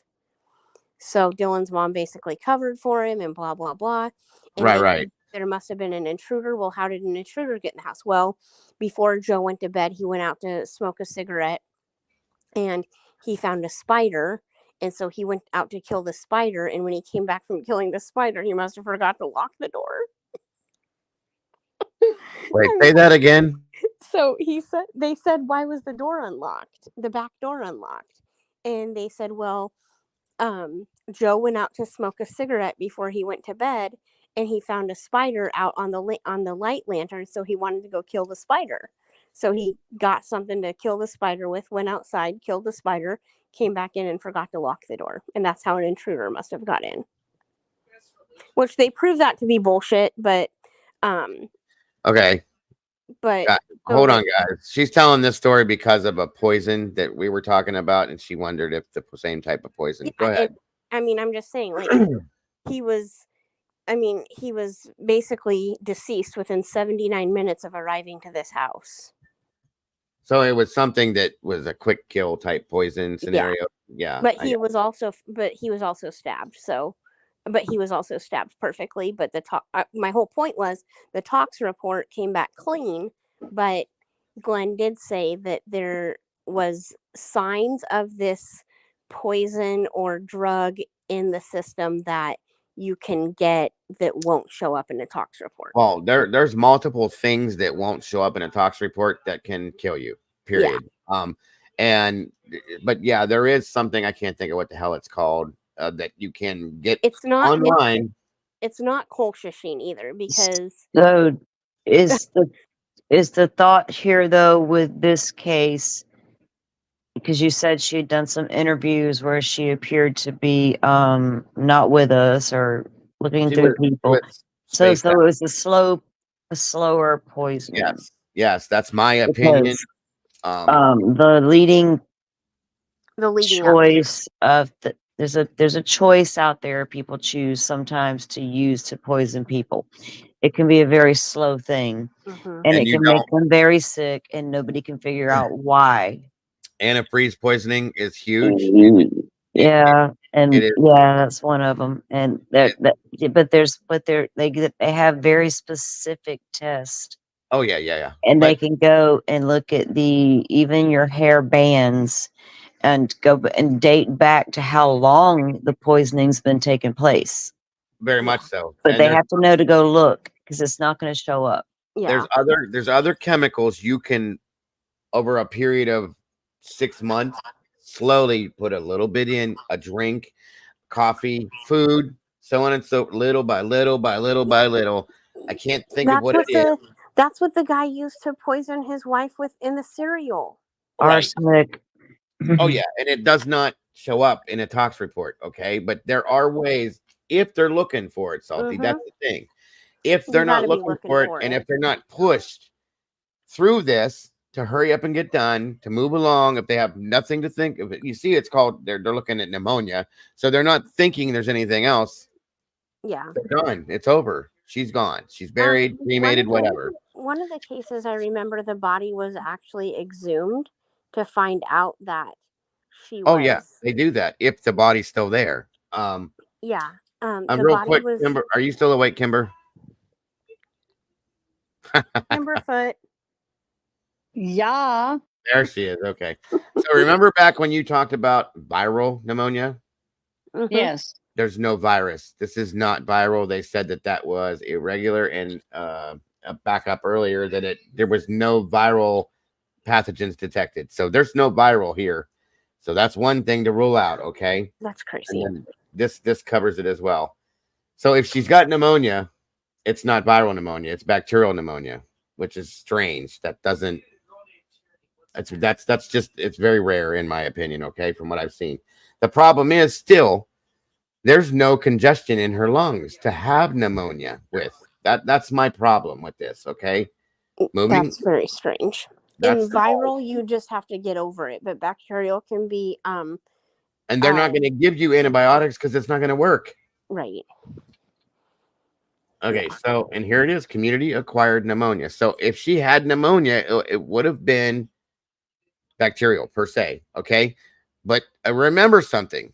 Let's go backwards just to the very beginning for a minute. It states in the very beginning of the report that her mother and her husband were both sick with a respiratory flu, whatever it was, but she was not. From the trip from Puerto Rico or wherever they went. That's right. That's right. Wasn't she taking two different antibiotics? Biaxin and okay, so mycin.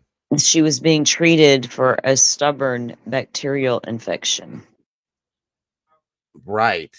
Okay. So that's but they're claiming that it was based off of a pneumonia, I guess, respiratory, whatever you want to go with.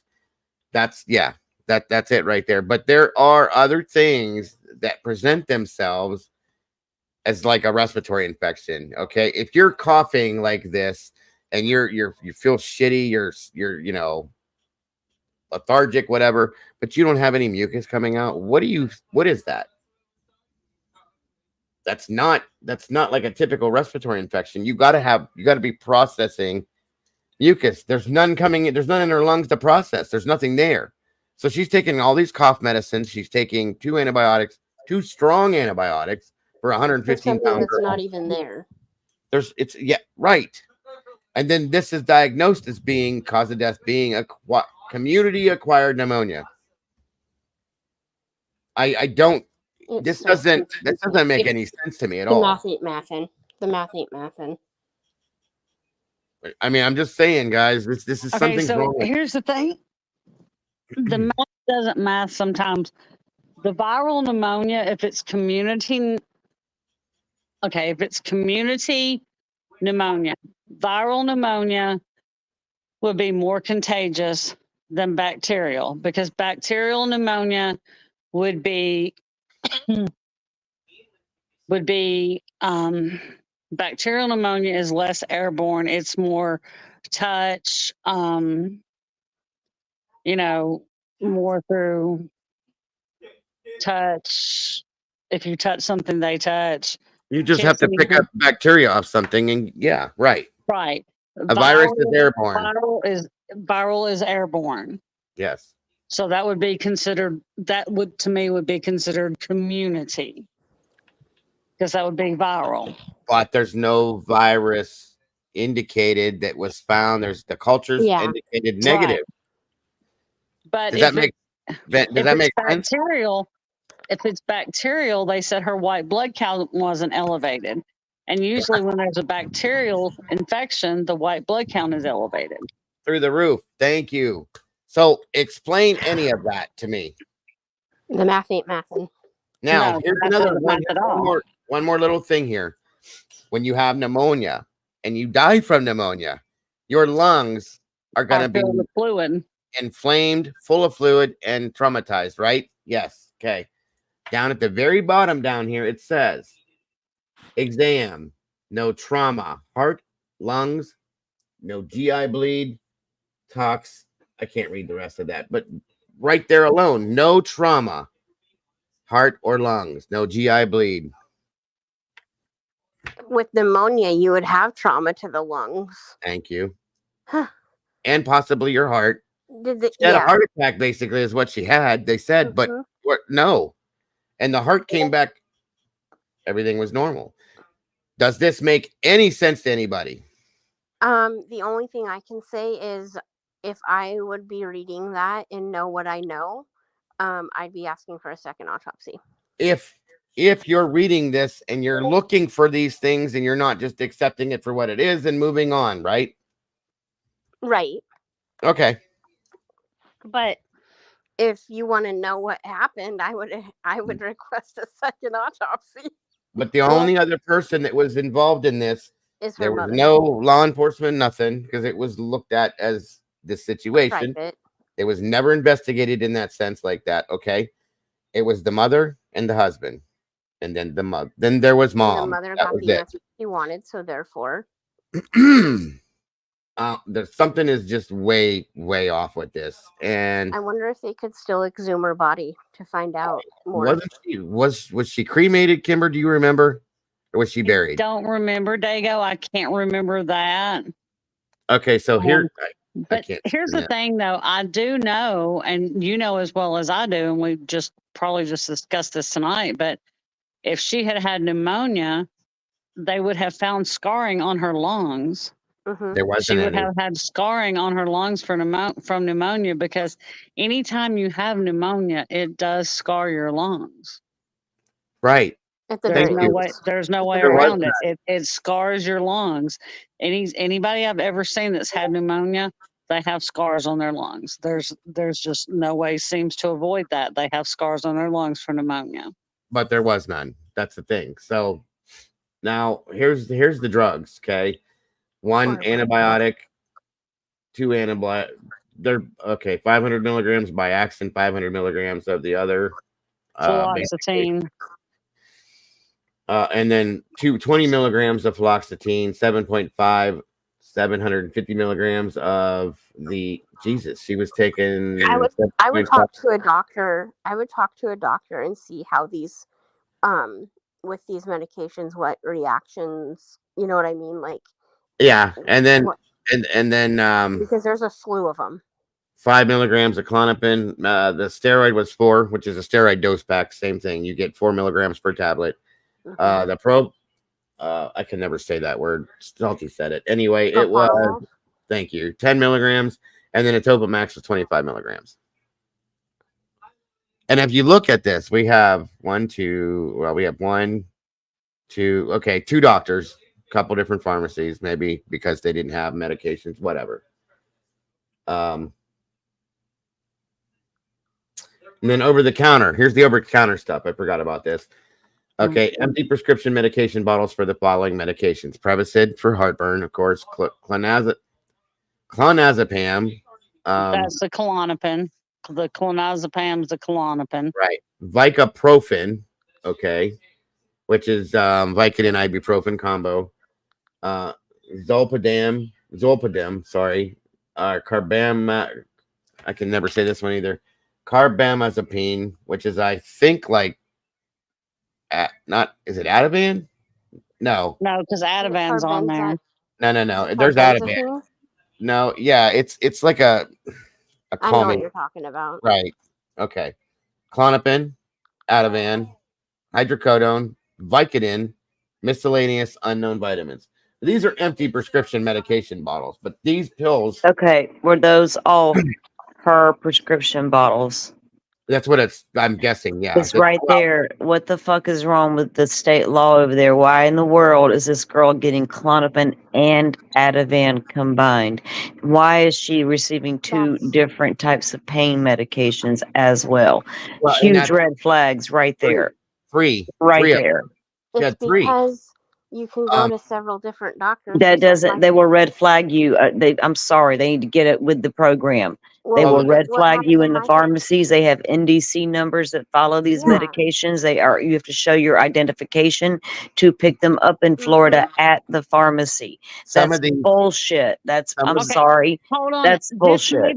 wait. This may Some of be these the could have description been. of what's in the description of the medicines that are in the list. Well, wait. These could have been her mother and her husband's stuff too. That's what I'm asking. Is this stuff that was in her system? Is this stuff that was These are No, hers they weren't in her necessarily in her room? system. So we don't know if she was taking all that at one time or not. This is stuff that was found in the home.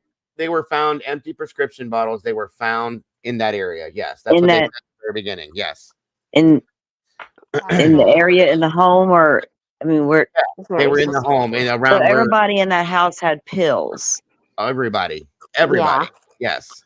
So if Yeah, she's not- taking, but if she's mixing that kind of shit, that's not good. Not at all. No, but She was here's the sneaking thing. around taking some of it. She could have very well overdosed. Wait a minute though. When her husband was asked in his interview with the mother, I think it was Larry King and a couple other interviews after the fact, because a lot of people were saying that she had a drug problem, and you know what he said? She didn't take anything. It was all over-the-counter medications. Yep. Well, and then you throw in those are just the prescription bottles. Look at the over-the-counter meds that could have interrupted. That's what I'm saying. But Yeah. unless she was given shit and didn't even know, okay? And here's the thing. You're right, Salty. The laws are a joke, but if you're a Hollywood star, you can get anything you want. Well, yeah, and I know that's an Michael epidemic Jackson. out there. I know I doesn't know. apply to some people. So what did he die of? Okay, hold on. Yeah, I want to get to his because this is. I didn't realize that this was so This bizarre. is the actual toxicology here. What was in her system? That's true. In 2009, it wasn't regulated like it is now. That's sad. That is correct. Oh, It took Jesus. something to. Benzodiazepines. Chlorphenaphamine, fluoxetine, norflox. Jesus, I can't see it. Propanol, diazepam, nordiazepam, amphetamine, methamphetamine, codeine free, hydrocodone free, morphine free, acetaminophen, ethanol, barbiturates, which could have been anything. Jesus God, there's benzodiazepines, bases, barbiturate, alcohol, ethanol. So there was You have to alcohol. go over to the side, Dago, and looking to see what was in, because some of it says negative. Oh, okay. So blood femoral. These were the things that were in her blood system right here. Okay. And it says level 0.31, 0.16, 55, 0.20, 0.37, 0.10, 22. Methamphetamine, no, there was none there. 0.09, codeine, opiates, nothing. 0.94 for hydrocodone, nothing for the morphine. Okay, so we have 63 for acetaminophen, negative on the alcohol, so there was no alcohol. Nothing on the barbiturates, 0.45 on the chlorphenaphamine. I can't ever say that one, sorry. Dextromorphan was 10.10. I'm sorry. Fluoxetine was 0.30. Hydrocodone present. Nordiazepam present. These are all mood. That's mood stuff. Norfloxetine was 0.89. Phenazopyridine was present. Propranolol 0.20. Zolpidem was not present. Clonazepam 38. Chlordiazeperoxide. I don't know what the hell that is. That's a new one. 0.26. And clonazepam was not present. Okay. And the clonazepam is the it's the seizure Klonopin. medicine, isn't it? No, that's clonazepam is like Klonopin. no, I want to say it's like a decongestant or no. Wait a minute. No, I think One You of them give, is they a give you like oh clonazepam. diazepam. I think Is a diazepam like is to calm the you down. It's like to calm you down. yeah. So that's it. Some antihistamine. That's it. That's what's in antihistamines in some senses. Okay. Okay. It's and they use it to calm you down in some senses because it makes you tired and all that kind of shit. I got something I have that was given to me by my doctor. Generic Clonopin. Claire says maybe. Okay. Yeah, I have And then we have, alprazolam. and they're still all It's benzodiazepines. generic Benzos. Xanax. Yes. Right. Alprazolam. Okay. Krusty said, wait, that's Paula. Says Clonopin. Okay. Diazepam 0.6, lorazepam 14, nordiazepam 0.25. Now that was some of that. The bottom half was in her heart and blood, and this was femoral blood, like in her arteries. Okay. So down here, these are specimens. It says cocaine, metabolics, nothing. Fentanyl, nothing. Amphetamine, nothing. Methamphetamine, 0.12, which could be that inhaler type thing. Carbamazepine, sorry, nothing. Ibuprofen, 20. Topiramate was nothing. Codeine free, nothing. Hydrocodone free, 0.66. Morphine, nothing. HIV, done, which was blood test. Lead, nothing. Methamphetamine, done. Phenylcyclidine, nothing. Salicylate, 0.54. Amphetamine, again, nothing. Methamphetamine, 0.11. Medical evidence, I don't know what that stands for there. Outside test done. Basics, 1.0 milligrams, 1.0 milligrams, 1.0 milligrams, 1.0, 1.0 for all of those right there. 0.36 of amphetamine in her urine, or methamphetamine, sorry. 2.0, which again could be that inhaler, and phenylcyclidine, nothing. The methamphetamine reported in the heart, here we go, in the heart was detected as the L isomer form and does not indicate use of illegal drug. So that's the inhaler. No drugs detected in the 0.538 gram of white pill fragments removed by the deputy medical examiner from the stomach content. Iron and iron binding capacity performed on serum. Hospital drawn 12/20 of 09 at 1100 hours. Blood hospital drawn 12/20/09 at 09/24 hours. And that's it there. So if she was so anemic, why wasn't she on iron pills? Anybody? Good question. That's what I'm saying. These Because things, right. she should have been at the very least, iron infusions would have had to been done at some point, because it sounds like that iron shit was critical with her. But there was, and she was going to doctors. She was just at a doctor. They had to draw blood on her to see what was going on. Why are they not putting her on iron supplements? Well, she should have probably been on them the whole time, because it sounds like it's something she constantly battled, which is not abnormal. I have anemia. I've had it my life. My wife has it. Yeah, so I have low iron. I also have. But it's treatable, correct? Yeah, very treatable. Yes, Okay, but it can get out of whack really fast if you're not careful. I have an autoimmune disease, so it's different.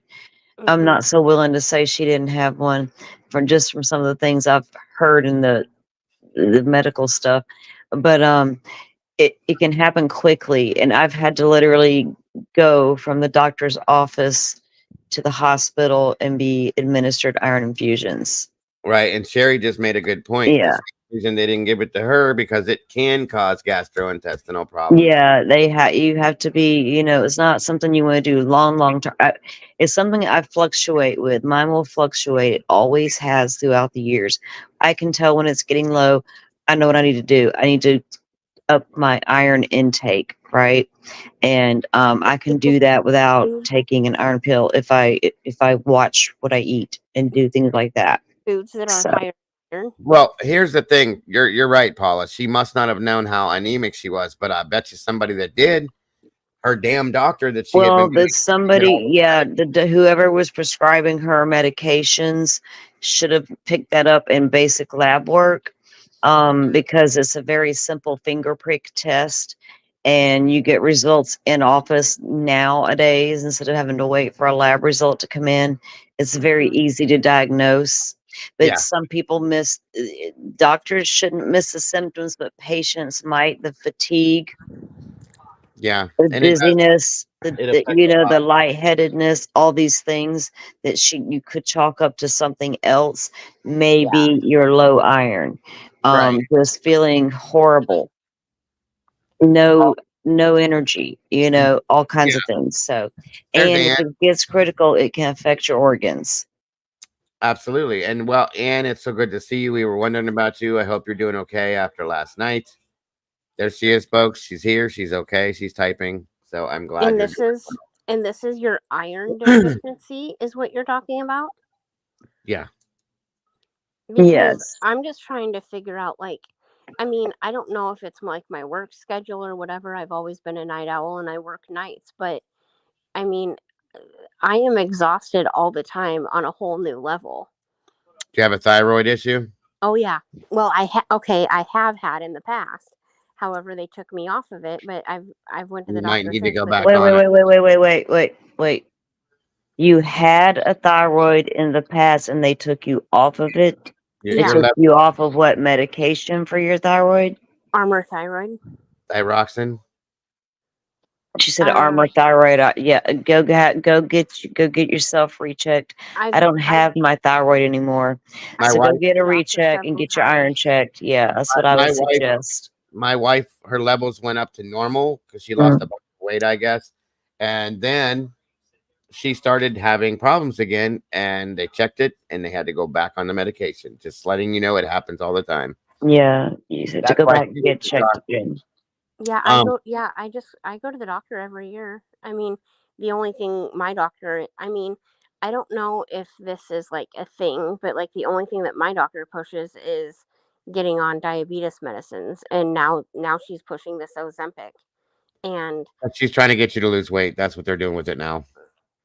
yeah, and she thinks that's gonna help my I mean, I know that losing weight does help diabetes, but It'll drop your sugar down. If did you become diabetic or That did you? medication was designed for diabetes, wasn't it? Yes, it was supposed to be, but now they're they using use it for weight loss. I they're using it know. for I weight know loss, what. and I can't stand Yeah, I it. know what those people out in California started to do with it. And it So, makes but me it was absolutely- originally made for your condition, correct? Yes.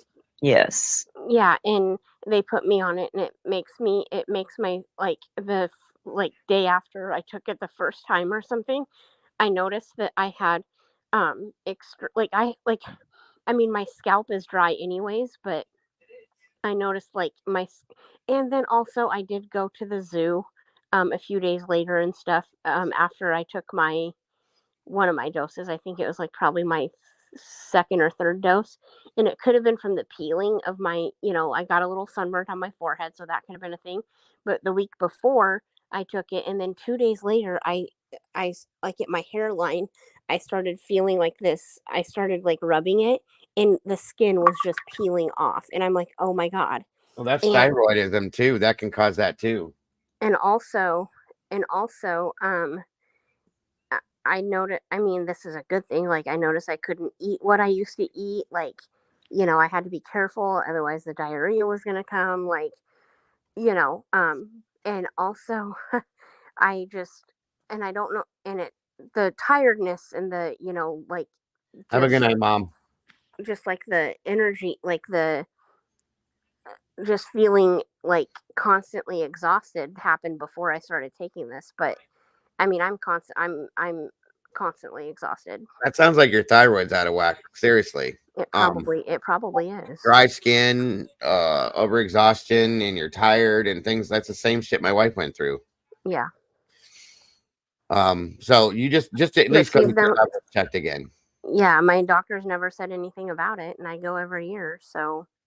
And you're a woman, and they won't. So, like I said, just please go get retested and get your iron tested while you're there. Yeah. Mhm. The last thing in here is they found 1.1 mcgdls of lead in her blood, in her cardiac blood. So, I mean, I don't know what the regulated. You have a certain amount of lead, don't you? Yeah, that's what I'm saying. I don't know what that actual amount is. I don't remember that stuff.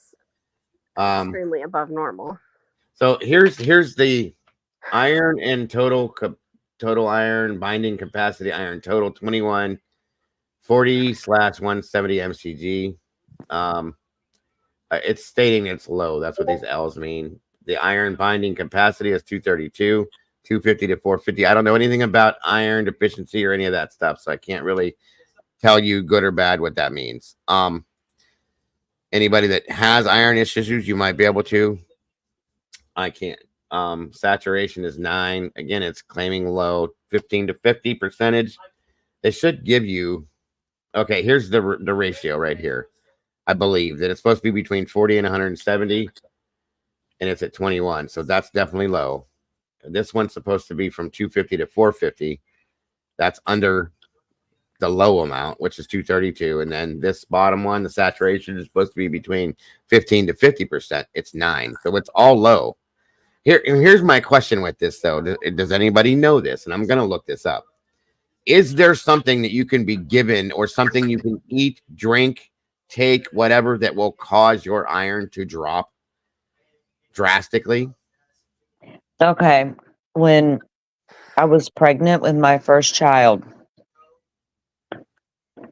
they give you like this nutritionist lady or whatever comes and talks to you. Yeah. And I'm from the South, grew up on tea, sweet tea. Of course. I thought that's all that was made. Of course, yeah. Right. So they're telling me I have this low iron. I'm like, what? You got low iron? I'm like, oh, okay. So that was new to me.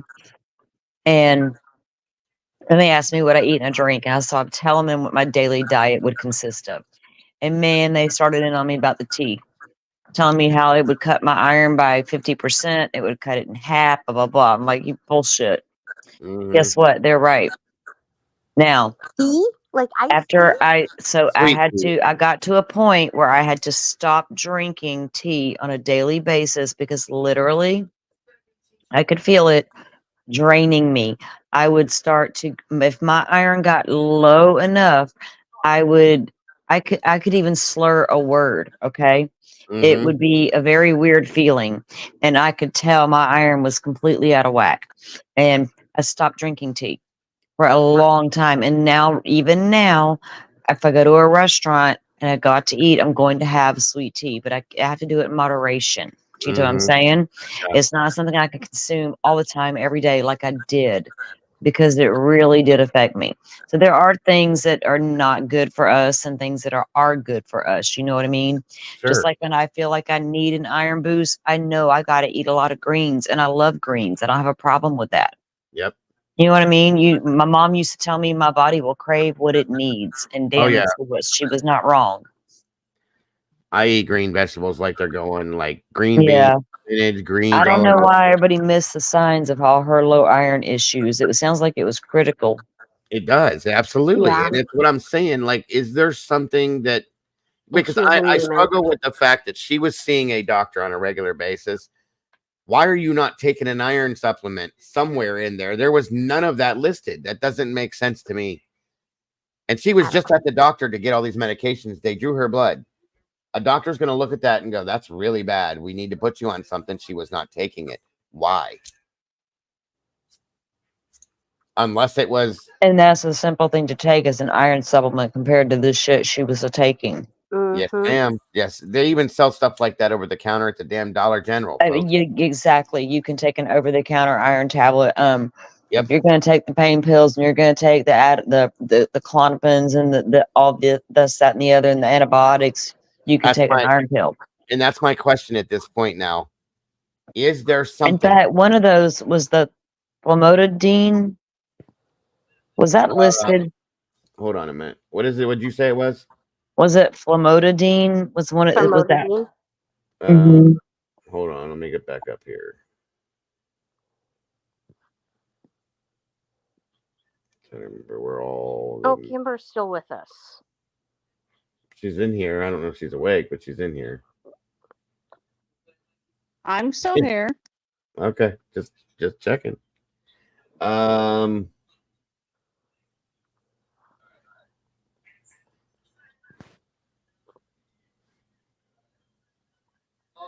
know I saw something being in here.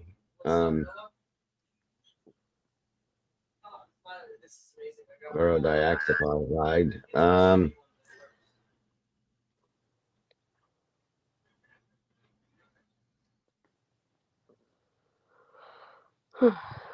I don't see it. Let me look again.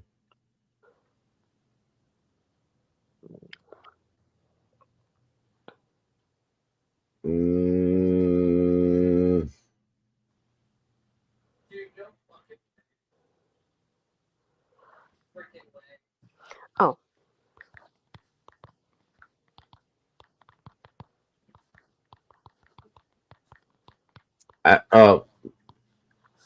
Phenylcyclidine.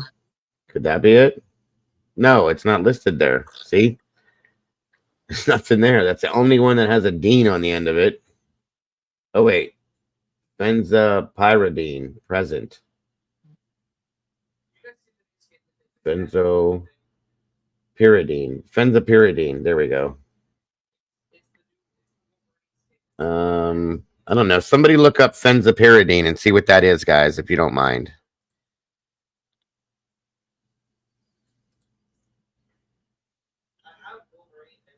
And what I'm trying to wonder is did this anemia come upon? Did it come out of this situation and she wasn't anemic like that beforehand? Do you know what I'm saying? Is there something that can cause like severe anemia to come upon? Like a certain poisoning, could it lead to severe anemia drop? Thank you. Yes, that's what I'm trying to get at this point. What is the one above that one? It was fluoxetine. Because I can't imagine her being this with this doctor, seeing this doctor, just going to this doctor, having her blood drawn and not being put on something for that being that low. That's insane, you guys. It's pyridium, the stuff that numbs the bladder and turns your pee orange. Okay, that's weird. Oh, and the other thing that my doctor said, and this could be related to my A1C, but That's she your said sugar. she said that I have too much protein in my urine.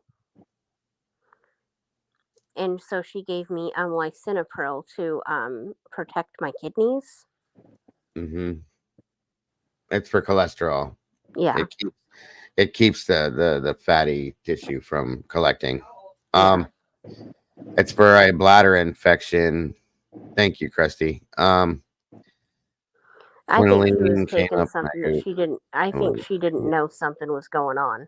That's where I'm at with this. That's I think where Kimber was at with this. When I watched this the first time, I watched the other version of it, and then when I came back and watched this again last night, something was not right about this. And I'm not just being a true crimer. It's definitely just not right about this. And I'm gonna have to go back and watch it again, Dago, and I'm gonna have to pick it apart. I'm gonna have to watch it on demand again and just pick it the hell apart. It didn't show hair test strands or hair strand tests, Molly. Sorry. I'm just saying something. Thanks for whoever clarified that the drop in her iron level could have been from poisoning. That's what I'm saying. Okay. And that's what I went back to from the beginning when I first looked at this like this. And I'm sure if I research it, I'll probably have the FBI here. But you know what I mean? I want to know if there is something. That's what I'm saying. To clarify, I'm not sure if a poisoning could cause a sudden drop in iron. I have no Right. clue. We were Right. questioning, could it? So That's all I wanted to know. Right. yeah. Speaking of that, Well- speaking of police coming to your house, Dago, can you imagine if the police or someone got a hold of our phones and computers and saw what we look up? Well, they know what we do. No. You know, Stay off my devices. Do not look. do Right. you know how suspicious we would look? Oh, of course. I mean, all you have to do is look us It up. would be so bad, JC. It would be no. It's not good. Mm-hmm. I've already warned my children. Don't look. Don't Google, Mom. Exactly. Don't search my phone in the future when I'm no longer with you and you want to stroll down memory lane. Stay out of it. Right. It literally, my screen thing, when you go to open my phone, it's locked. And it has these two bloody hands. It's like a Halloween thing, but it's like a white background, but it has these two bloody hands and it says do not enter. Oh my. That's for a reason. That's for a reason. It stays there. I'll never change it. My grandson's so used to it. My other kid's like, Mom, why do you have that? I'm like, you see what it says, don't you? Best you stay out. You don't want to go in this phone. Let me see something here. Yeah. I never like really followed this situation. I mean, I was just one of the Britney fans, you know. I was like just sad that she passed away, like, and so young, you know, and like, I mean, loved Clueless, you know, all that stuff. But She was an amazing actress. She really was. But holy cow, like when you deep dive into this stuff, it's like, wow, there's a lot going on. Yeah, and like I said, if you watch the documentary that they did on ID. Netflix, it won't Bam. it doesn't give all the information, but it shows a very interesting story. Bam. Here it is right here, guys. Hemolytic anemia caused by chemicals and toxins. Causes: anti-malaria drugs, quinine compounds, arsenic, dapsone, intravenous water infusion, whatever that says, nitrates, nitrofurantoin, penicillin. Look right there. Benzopyridine, which is in her bloodstream. Okay. And that, would you guys say that was used for like bladder infections or something? Roimmune globulin, ribavirin, snake bites. Diego, can you scroll up just a little bit, just so I can see the title of that? Yes. And is it okay if I screenshot that? Oh yeah, I don't care. Okay. Of course, anybody. Just so I know. I just looked up and what said, we're looking at. Okay. The it's peridium. Yep. It's peridium. That long word. It's peridium. It's the actual pill that you take when you have a bladder or a kidney infection, and it makes your pee orange. And but remember when we read her autopsy, the kidneys and all that, everything was normal. Mm-hmm. And it lessens the burn. It won't do anything to you. It just lessens the burn. But it says here that it can throw you into hemolytic anemia. And did they say something about her having a heart attack? I believe so. That it was a myocardial infarction. Yeah. There was a lot going on. A whole lot. And I have to wonder if it was the combination of medications. Was it this here? I mean, you can have a heart attack from severe anemia too. Okay. Mm-hmm. So it's interesting that this was in her bloodstream and that her iron levels were so low. This is out of Mount Sinai too, which is a good place. So that's the only thing in here that was in her bloodstream. She had a form of penicillin, but was she in New York? No, she was in LA, I believe. LA, okay.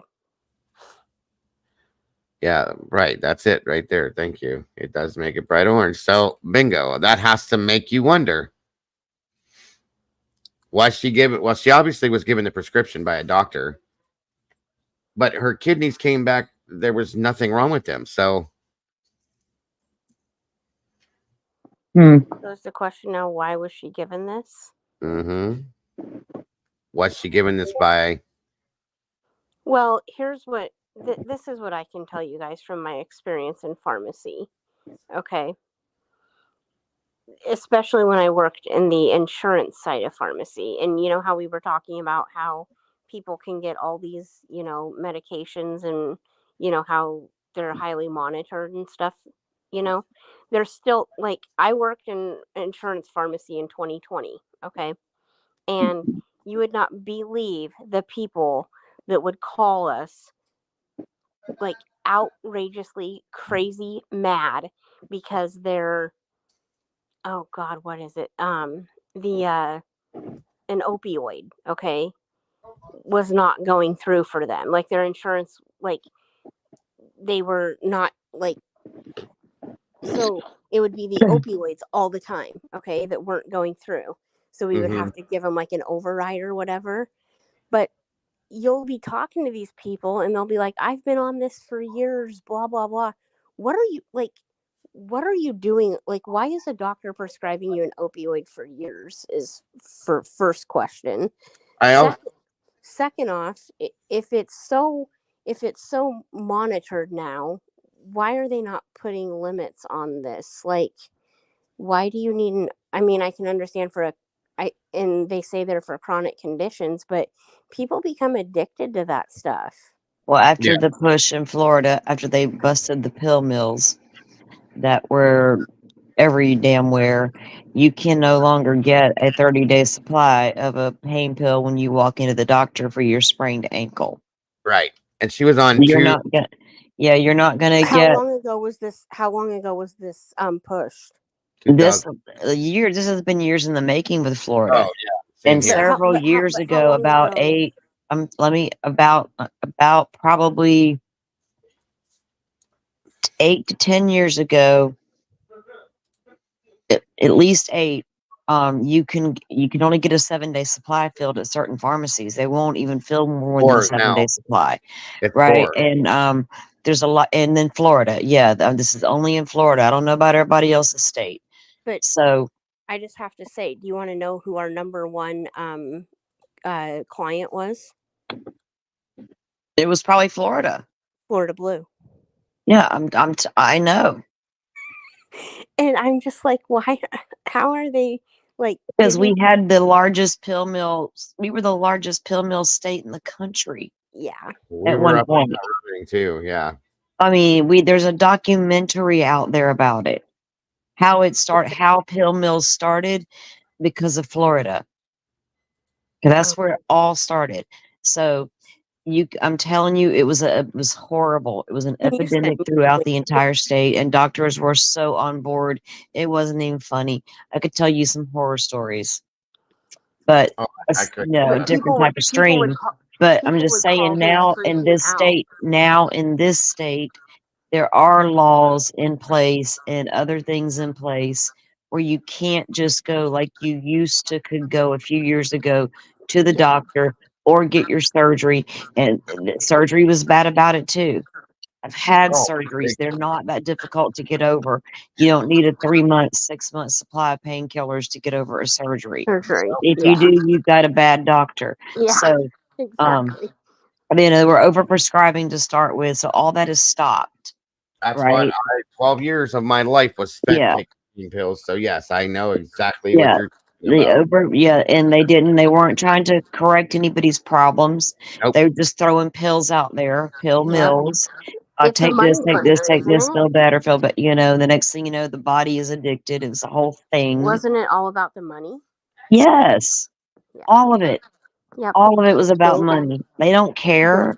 Nope. Yeah, this was not even Big Pharma that started the pill mills. This was not even. They make the medication, right? The manufacturer. But yeah, they do all the things. They create it, they manufacture it, they get it out there. But the people who started the pill mill weren't. Yeah. They were 2 brothers, man, from Florida. That got fucking lucky. They started opening clinics that were not regulated, and the supply was endless. Boom. Mhm. An industry was born, basically. Problem. That's a So problem. you got unregulated shit everywhere. I know everybody wants to. I get. Trust me. Yeah. With What happened? corporations, big pharma, I get all that, but there's a lot more to it than just big pharma. That's so easy to blame Yeah. because we've been Oh, told for so long it's big pharma, it's big pharma. That's the Mhm. problem. Really? Because you're part of the problem because you're taking the money from the big pharma, right? How yeah. the fuck else do you know it's big pharma? Come on, really? I'm not stupid. That's what I feel like saying to them.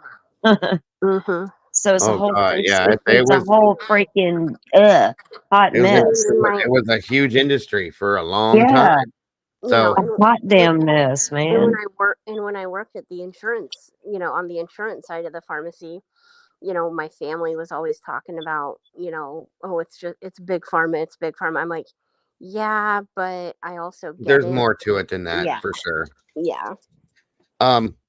But They're a big part of the problem, obviously, but not all of the problem. Correct.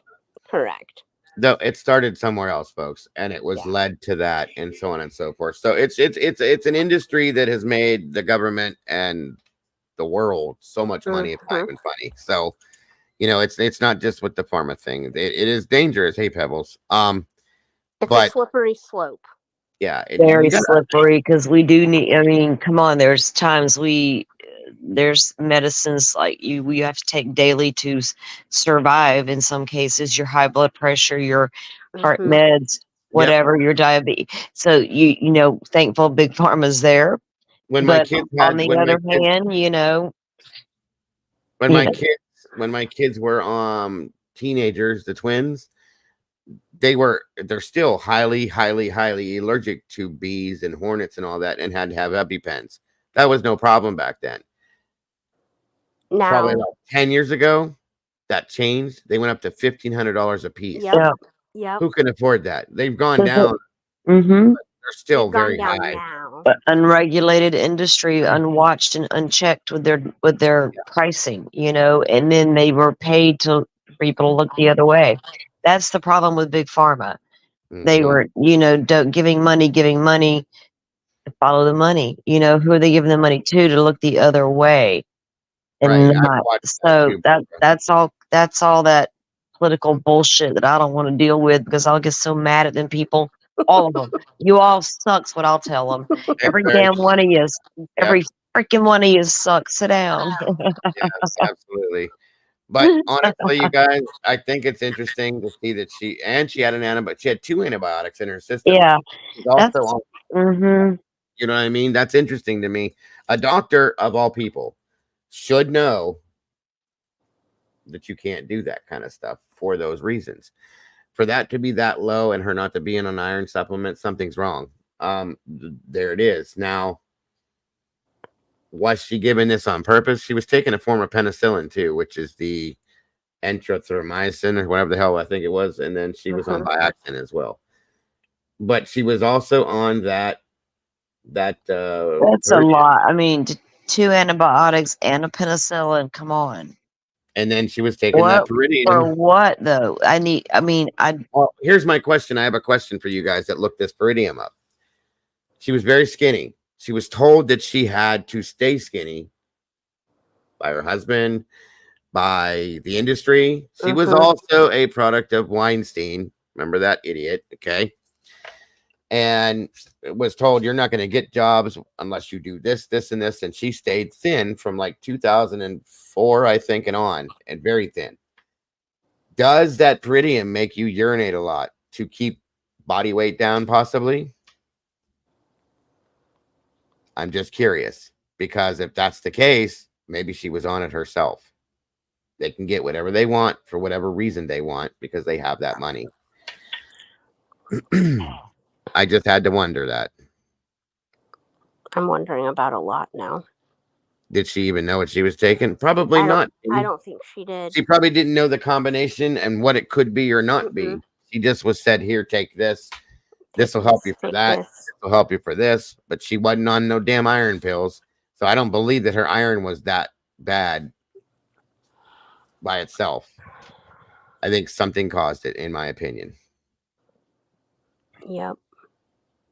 Um, I think it was a combination of a few things, to be but honest. after hearing, you guys got to go watch, either go back and watch my show from yesterday or go watch this documentary about her husband and watch. I'd love for you to see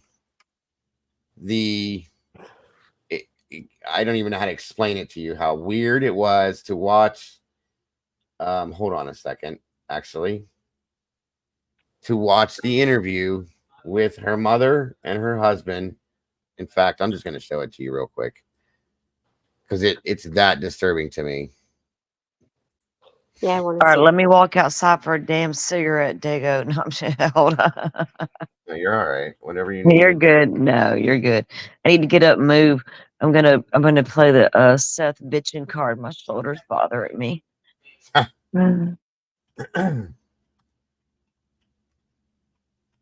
Dude, no shit. I got a referral to go see a damn surgeon. Uh-oh. That's okay. I want it to feel better. So if it works, it works. I'm like, yes, do it. There you go. I'd rather Yes. do that. Rather do that than suffer. Yes, ma'am. I get it. I wish my doctor would have done So, that. right. The dude, it's long overdue. Is this a interview her husband that like before he died or something did? Oh yeah, like a Larry King. Okay. Yeah, this was after she died with her mother and him. It's just weird. I do want to look up, guys. Maybe tomorrow night I'll get it. I want to get his autopsy in toxicology, and I want to look at that too. Yeah. Compare it to hers and the situation with that as well. Hey, Yeah, Dago, because I wasn't in last night. I crashed out, so I didn't get to see what you guys reviewed. That's okay. I'm gonna drop down, Dago, because I'm gonna go do something, but I'll listen and chat. Okay, thanks, hon. Thanks for Alright. joining us. Appreciate you. Bye, guys. All right, bye, JC. All right, let me see here now. I hope this is the right one. It's been a month since you lost her. How are you doing, Simon? How you holding up? I don't think I am. I don't think either of us are. No, You wake up in the morning and it's like a rebirth. Now, the thing to watch here, he's strange as it is, okay? She is the weirdest part of this entire interview. I'm telling you. Is that her mom? This is her mother, and this is her damn husband. So that dude's the husband? That's what we all said, Salty. That's her husband. This girl was beautiful. And how long was she married to this dude? I think it was 3 years. Oh, girl. Uh-huh. Absolutely. And I'm telling you, that's when she started to seem miserable. You couldn't talk to Britney Murphy, whether you were an agent, whatever, unless you talked to Simon. There was no contact with her. They showed a video of her signing autographs, and he's in the video, and she's signing. She wanted to do it for kids and stuff like that. And he's like, okay, that's enough. Very controlling, come to find out. Okay. He overtook her whole life. He was basically, what we talked about it last night, like a handler for her in a sense. Okay. He was crazy. Oh, yeah. Very possessive, very, here. And again, it's weird to me because these two, him and Britney, met when she was 17 because he knew her mother. It's just so strange. He bought like thousands and thousands and thousands. I told you at the very end, when everything was said and done. So she met him like 17, but then ended up marrying him like years later, a few years later. Yeah. It's crazy. Very crazy. Just gross. He took pictures of her when she was 17, fell in love with her, he said, waited till she was old enough. They stayed fast friends, in his words. And then he promised to put her in a movie. Okay. That's what won her over, she said. And then 4 or 5 different movies jobs, Kimber, that she lost because of him. Yes. He showed up drunk at sets. She got fired. He denied her to go for other movies. So her career basically had ended at that point because of him, which was weird because I remember wondering, Where'd she go? There's no more movies, and then she ends up dead. It is very weird. Anyway, this interview creeps me out. It gives me goosebumps because it's just strange, in my opinion. There's not enough time to your dreams, be they good or bad, when you wake up and I reach out to touch or hold my wife and she isn't there. Were you there when they said she didn't make it? 3 people came in, Sharon and I were holding each other, and they let us know at the same time that that she hadn't made it. But we knew before that. It was just, you saw the life go out of her. Whoa. Puke. Dago.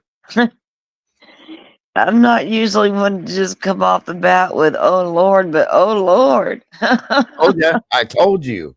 It's almost immediate. You don't have to watch it. That was a little worse than watching Jen and Stefan almost. Oh my God, yes, I agree. And this is just the first. And I'm side eyeing that shit. Okay. First 5 seconds, guys.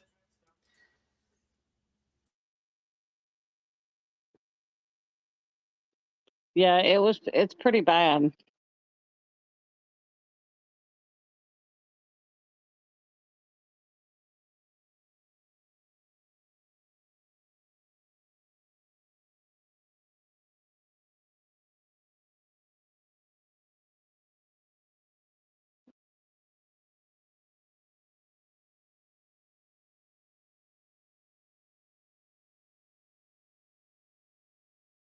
I'm muted. Let me show you this first. This was the very last interview with her. This is so sad to me because you can tell something's wrong. And then I'll get the interview back for you. The very last interview she did before she passed, okay? Tell me about your character June in the movie. June is definitely in the middle of a love triangle, to say the least. And how was it filming such a dark thriller? Did you hear the question? Watch. That's not even remotely close to the question she asked. So how are you? Tell me about your character June in the movie. June is definitely in the middle of a love triangle, to say the least. And how was it filming such a dark thriller? I was very drawn to this because of its noir quality and the short film that was made before we were able to make the full-length feature. I was excited to be. Do you see her eyes? Yeah.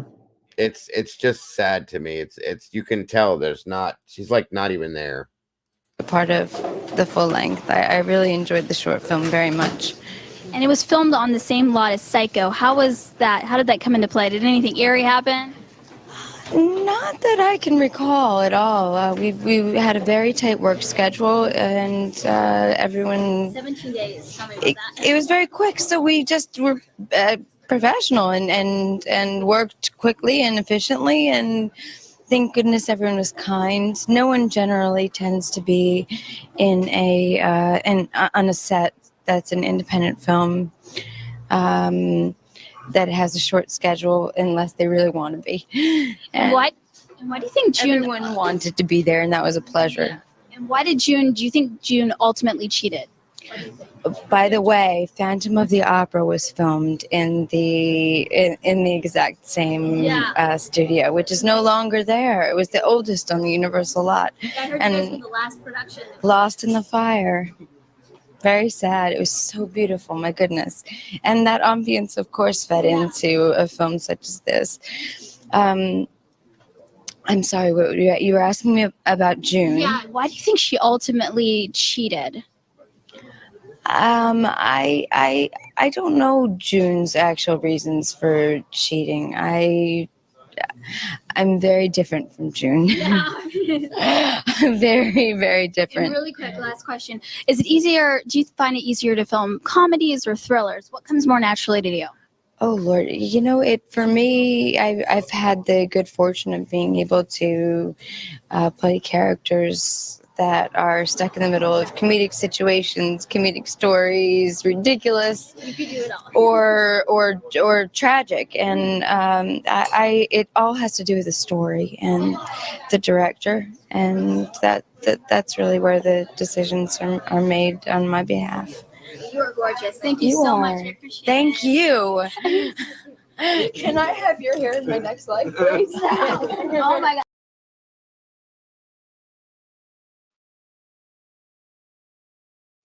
Compared to all of her other interviews that we watched last night, and she's so far different and so far Oh off. yeah, she wasn't nearly as bubbly or No. And I swear to God, every picture you see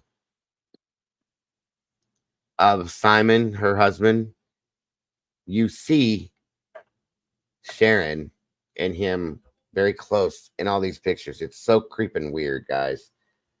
He's holding Sharon, they're hugging, they're standing side by side, they're very close. I mean, what the hell is going on? It is insanely weird to me. Too much weird touchy-feely shit going on. Beyond.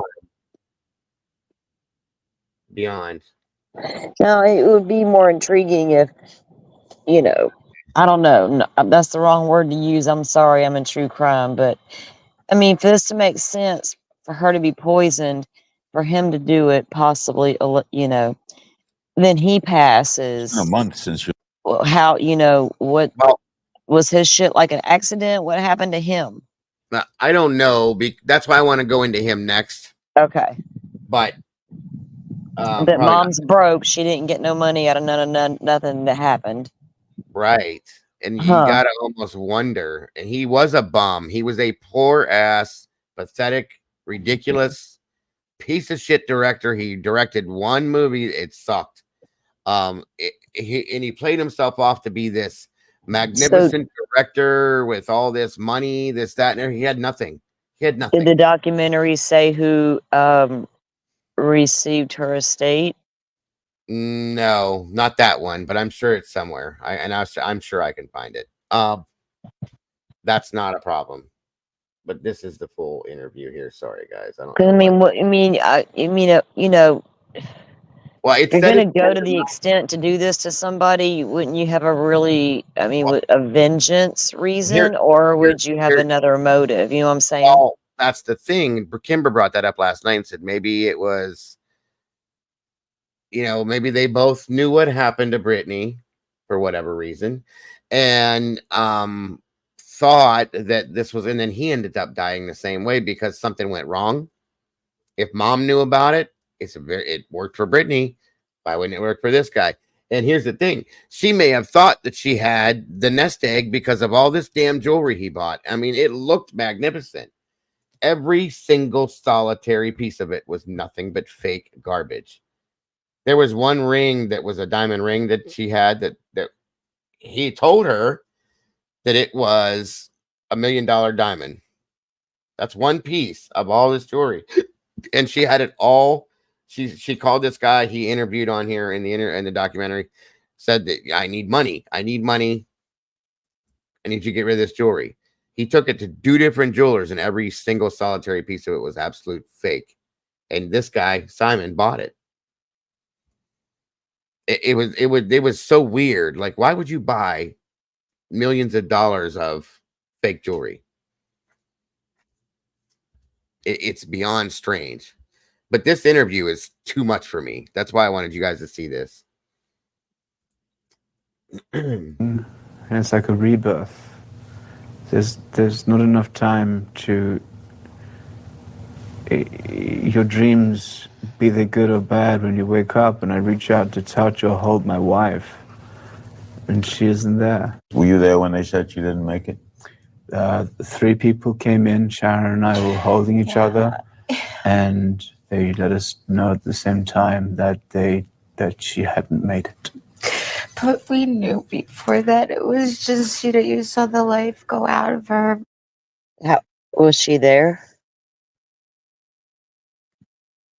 You're muted.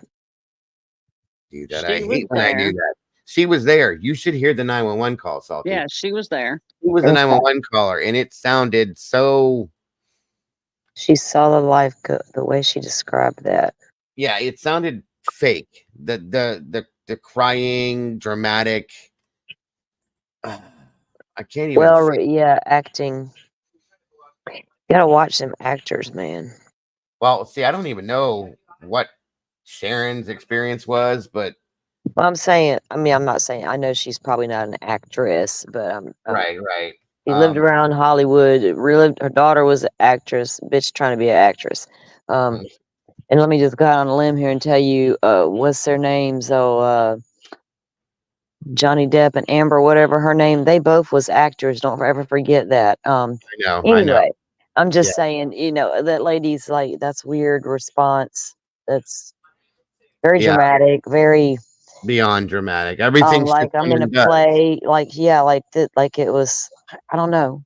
Yeah, it's It was very not like a dramatic. rehearsed thing. It wasn't, you know what I mean? It wasn't like I got to get out here and be. It was I got to be dramatic. But, wait do you hear this? Yes, wait do you hear this?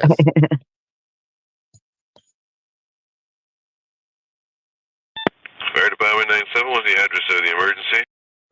Can you hear it? Yeah. Okay. 1895 Rising Glen Road. What's the phone number you're calling from? Tell me exactly what happened. Oh, somebody's passed out. Somebody what? My daughter's passed out. We're doing mouth to mouth. Please get here quick, okay. please. Okay. All right, we're going to. How old is your daughter? She's 30. Please hurry. She's 30. Okay, she's with you now. First off, somebody's passed out. She's 30. Okay, I get it's a traumatic experience, but this is your daughter. No. It's not somebody. It's No, my it's your daughter. It's my child. My daughter is unconscious. Thank if you're passed out, you don't you don't give mouth to mouth to somebody who passed out. You don't know her exact age?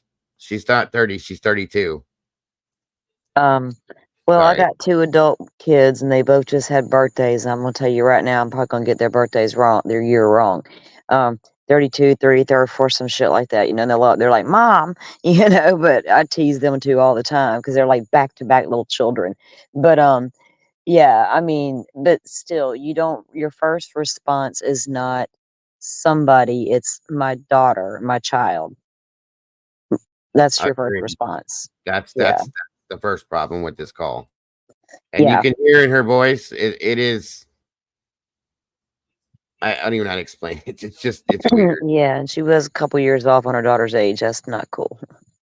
Yes, there's someone coming. Yeah, ma'am. You don't have to yell. We're going to send somebody out there, okay? Is she awake? Please, no. Is she breathing? No. Okay, so somebody's doing mouth to mouth? Yes. Okay, all right. Ma'am, did somebody see what happened? No. Okay, listen to me carefully. Is there a defibrillator available? Is there a defibrillator available? Defibrillator, do we, honey? No. Okay, Right there, she's talking to Simon. Listen to this. Defibrillator, do we, honey? Did she say honey? Is there a defibrillator available? Defibrillator, do we, honey? No. Okay. We don't have a defibrillator, do we, honey? This woman and this guy are so strange. It makes me nuts. I'm going to pick apart everything they do because it's weird to me how close they are. Okay. I mean, I call people hun. It is what it is. That's it. You know, this is just strange. But not in that situation. No. Do we have a defibrillator, honey? Is somebody actually doing CPR at this point? That's my question. Okay. Sorry. No, didn't. He casually said no. They didn't have a defibrillator. Yeah, right. So it wasn't a panic. I'm in the middle of CPR. Stop asking me stupid questions. Do we have a fucking defibrillator? No, he didn't sound upset at all. No. Right. Carefully, we're on our way. I'm going to give you instructions. Are you right by her now? Yes. Are you right by her now? Yes, her husband. Okay, listen carefully. I want you to lay her on her back. She is already. On the floor. She is already. And no pillows under the head. Remove any pillows. Is there okay? No pillows under the head. No pillows under the head. Okay. Now I want you to take a look inside of her mouth. Is there anything? Kneel next to her and look inside inside her mouth and check for food or vomit? Threw up tons of stuff. Tons and tons of water. Okay, turn her to the side. Water. Turn her to the side and wipe out her mouth and nose. Wipe out her mouth and nose. Is there anything in her mouth? Yes. Is there anything in her mouth now? Oh my God. Is there anything in her mouth? God. Is there anything in her mouth, ma'am? No, I don't think so. Okay, listen to me carefully. Place your hand on her forehead and your other hand under her neck and tilt her head back. Place your hand on her forehead, the other hand on your neck, and tilt her head back. Put your ear next to her mouth. Put your ear next to her mouth. Can you feel or hear any breathing? Can you feel or hear any breathing? Can you feel or hear any breathing? Yes or no, ma'am? Hello? Hello? Hello? Just a minute, please. It just takes a second. Can you feel or hear any breathing? Can you hear anything, Simon? Yes or no? Yes or no? No! Okay, all right. Listen to me carefully. I'm going to tell you how to do compressions, okay? All right. I'm going to tell you. Now, in the beginning of the call, she said they were doing CPR. They weren't, okay? Because now they're doing CPR. Well, they're She telling said mouth to mouth, right? She Yep. said mouth to mouth. And she said yes, they weren't doing it. That there's just because now they're doing it. So They weren't doing chest compressions. They were just doing mouth to mouth, right. which is This crying is so weird to me. It just doesn't sound. I don't know. Maybe it's me being critical because of what I do know about the situation. well. I don't I know. didn't see anything in the. I haven't seen the documentary, and I've only known what you showed me in that document tonight. The document leads me to believe she did have some medical stuff going on. How long it went on, and if she was poisoned or something that could have taken a long period of time to do, or it could have been done over time, which could have caused all the medical things that was showing up. Absolutely, very Right. possible. Yes. So, but then I gotta go to why would they do that? How would it benefit them just to be left alone to be in love? He died, so I don't know how he died yet. So I got to get there, but we will. Yeah. I'm gonna just get I'm to him trying to figure this shit out in my head. I'm still trying to get there that something happened to this girl other than Yes. yeah. It's a very interesting crime story. It's sad. It's horrible because we lost an amazing actress, all that stuff. The story behind what I believe is a crime that happened is very interesting to me. That's why I really am into this kind of stuff. When you figure out who Simon is, Salty, you're gonna get it. I know you will. Welcome back, Mom. I'm sorry. Could you not sleep? Well, I do get it. I don't know what he benefited from it, and then that he passed 6 months later is weird to me. You know That's what I mean? the strange part. Yes, and he died. The way it was listed was from almost the same thing. That makes no sense to me because why didn't Sharon die? If there was something in the house, why? It was ruled out that the mold wasn't real. It's so strange. Did black mold show up in the home though? No, it was ruled out completely. But it was Completely. Okay. Yes. Do they feel like it could have been something toxic from within the home that took both of them? Was that stated why didn't somewhere? he die? Why didn't Sharon die? But was that a theory that? Oh, I think forward? originally, yeah, that was the whole black mold thing, but then that was rolled out. There was something else talked about. So, Black mold would have shown up in her lungs and other testing with the lungs and things of that nature, and it would have shown up in the home if they would. I'm sure it was tested. P says her estate was left to an editor of a major Hollywood newspaper. Sharon. What the hell?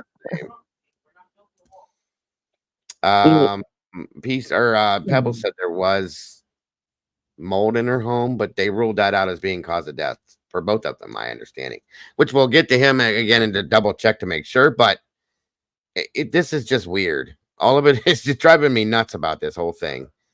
There was criminal intent there. Her estate was left to an editor of a major Hollywood newspaper. Yes. Isn't that weird? Why would you do that if you're a Hollywood star and lit and you got some money? But here's the I thing, don't know though. how big her estate was or anything. It probably wasn't overwhelming by their standards, but but the thing is That's that weird. it's her mother. That's who it is, her mother. But Her it's not mother's listed the. as her Wait a mother. minute. You're telling us that her mom is this person being spoke of in this comment? Yes. Sharon, no last name. That's her mother. Yeah, huh? Thank you. And she, so the money was left to her. Well, what was To left her. of it, yeah, because Simon spent it all of it in a 3-year period of time. He blew it on so much shit, and Brittany didn't even know about it. So something I can't get off my mind is slowly poisoning somebody with rat poison. The side effects of that, the symptoms and side effects are nausea, vomiting, diarrhea, abdominal pain, loss of appetite, weight loss, weakness, fatigue, muscle tremors, seizures. Like Is there that's anything about anemia? see headache, dizziness, confusion, slurred speech, unusual behavior, kidney damage, respiratory failure, anemia, low blood pressure, bleeding from the nose, mouth, gums. Just I can't sleep. I had to put my 2 cents in. So No, you're good. Thank you. But no, you're right because yeah. And I didn't think about that one, Mom, because I'm always thinking about the 2 other things I think of when I think of poisoning. But I have actually heard of cases where that's been used Is instead it of the others. dioxin? What is the poison called, Mom? Is it dioxin? Well, I can't remember the name of it. I can't remember the technical name of it either. I've seen a lot of poison, like not like on fake TV shows, but like on like the forensic files and stuff, the real ones, and the poisonings of the arsenics and the different things used. And like Mom was saying, the rat poison's always been a go-to, from the. Is it non-traceable? Mom, I don't know if is it because arsenic's hard, right? So I don't know. And the antifreeze, I think there's some issues there. But what about that, Mom? I don't know. Is it hard to trace?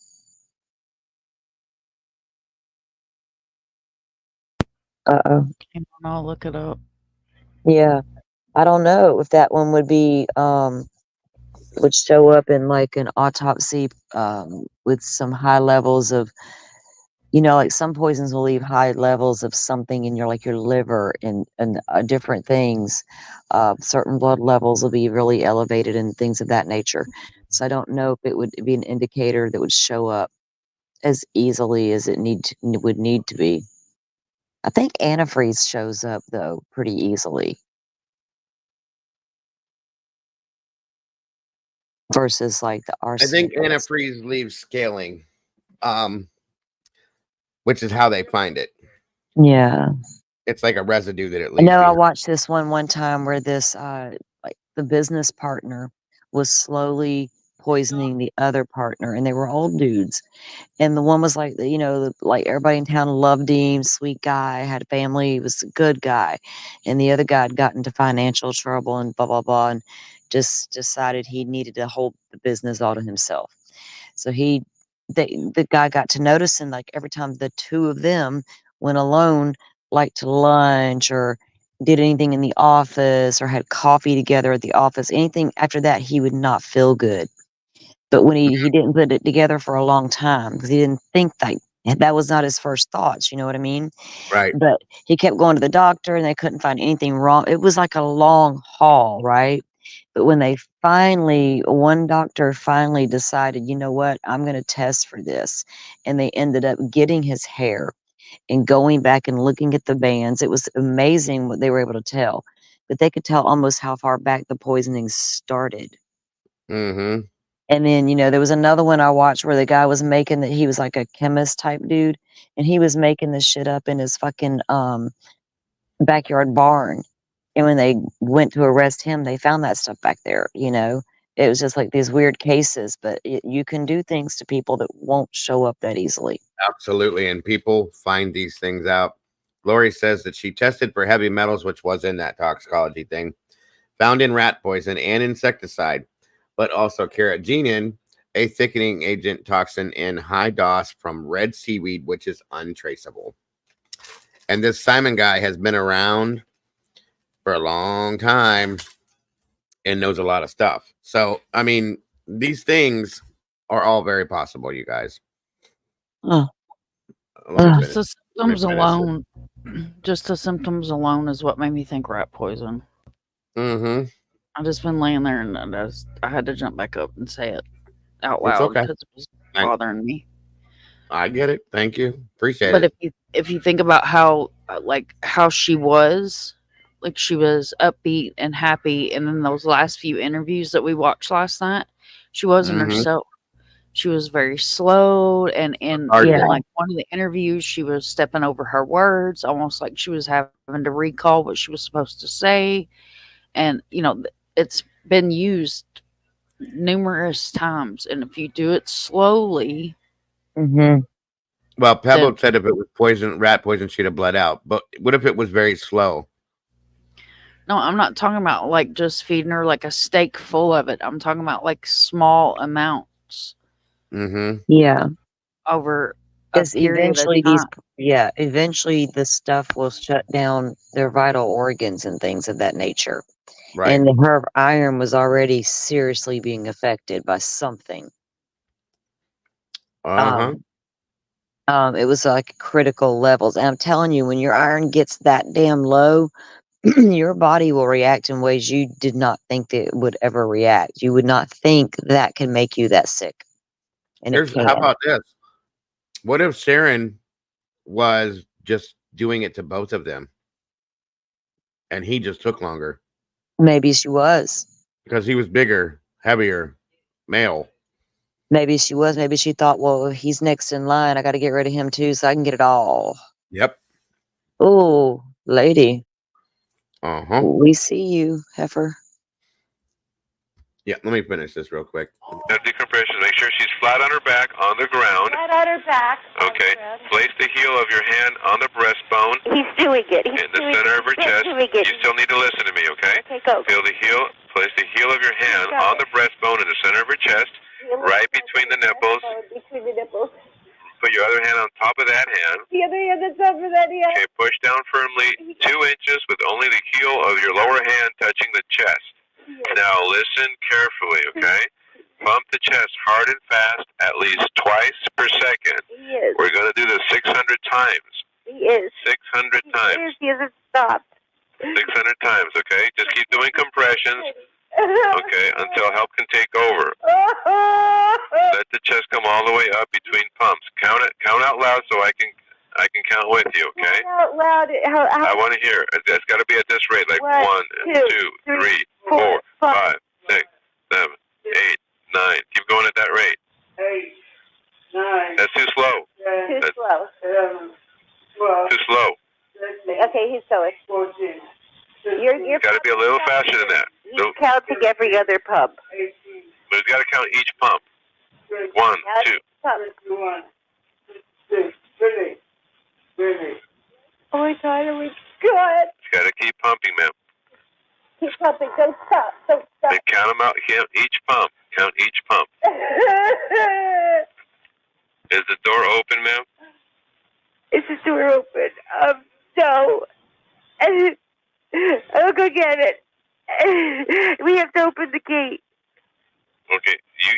Somebody has to keep pumping on her chest. Okay, he is. If he can, stop. Okay.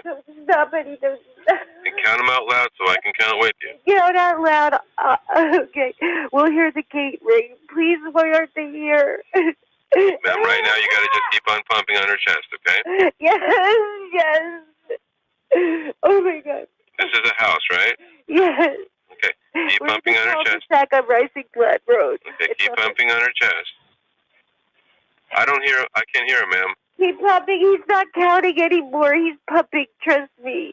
Okay, but I need to know where he's at about. What number are you at, honey? Clara, what number is Daddy at? Okay. Ma'am, Ma'am. What? Okay, he's got to count out loud so I can hear. He's probably at 200. No, he's probably like at about 100 right now. So tell him to keep pumping. It's got to be 1, 2, 3, 4, 5, 6, 7. 3. I don't hear him pumping, ma'am. 6, 7. That's the rhythm. 3, 4, 5, 6, 7. 3, 4, 5. That's a little too quick, ma'am. Oh no, it's a little too quick. Never. 1, 2, 3, 4, 5, 6, 7, 8. Jesus, lady, how hard is this? Ma'am, I can't hear him pumping. I need to know where he's at, okay?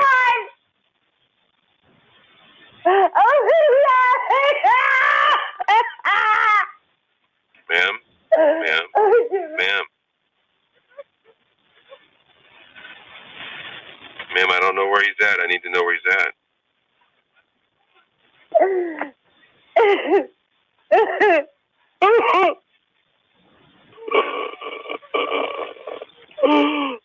Ma'am? Yes. I need for him to give me some kind of number so I know where he's at. Okay? What number are you at, baby? You know, he doesn't know. Can he start counting? Where you at, honey? Where you at, baby? Do you hear how she's talking to this guy? Like, this is so weird. I can't follow simple damn instructions. 1, 2, 3, 4. I mean, 1, 2. I mean, what the hell's actually happening there? Nothing's Definitely not happening. CPR. Mom, nothing's happening. You're so right.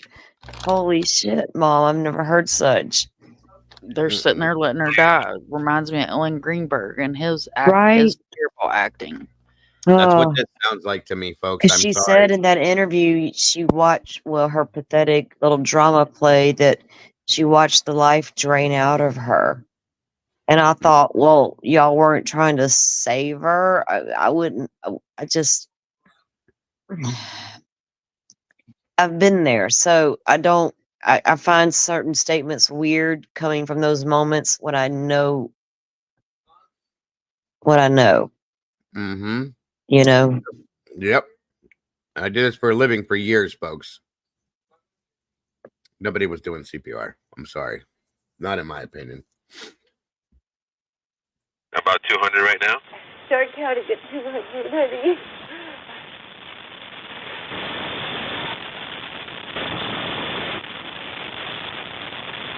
Five, 6, 7, 8, 9, 10. Keep going. What is the culprit? God, oh my God. Cotton Eye Joe in the house. Brittany, please come back. Ma'am? Ma'am? Is he still pumping on her chest? Yes. Okay, needs to continue, okay? He is. Did anybody see what happened? Ma'am? Ma'am? Did anybody see what happened? She was dizzy. She couldn't walk right. She's had a cold. Oh my God. Is she taking any kind of medications at all? What? Is she taking no medications, nothing? He needs to keep pumping on her chest, ma'am. Oh, hold on, please. I just want to make sure it's not the other phone ringing. Hold on. What in the world? Mind you, they did put her in the shower before starting CPR, so she was probably already gone by the time they started CPR. Okay, in my opinion.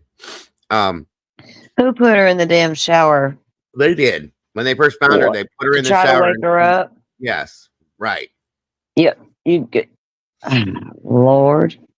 People do crazy things. If she can't follow I understand. Okay, I'll give her the benefit of the doubt. It's a traumatic experience. This is your child. Unless you're under the influence of something that you can't focus with, but this is your child. Clear your mind and help your child. Facts. This is what we do as parents, period. It's not working, guys. I just don't see it. The CPR was very, very delayed. So maybe if they had got to her immediately, she could have been helped. But it's just weird to me the way this whole thing went down. Just saying.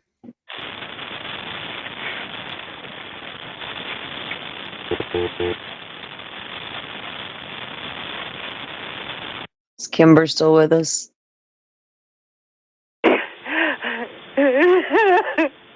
What county yet, baby?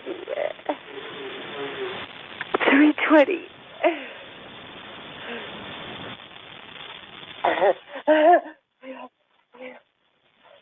Okay, that's the gate. Are they there, ma'am? Yeah. Are they there now? Yes. Okay, so still pumping on her chest? You gotta keep doing that until they take over, okay?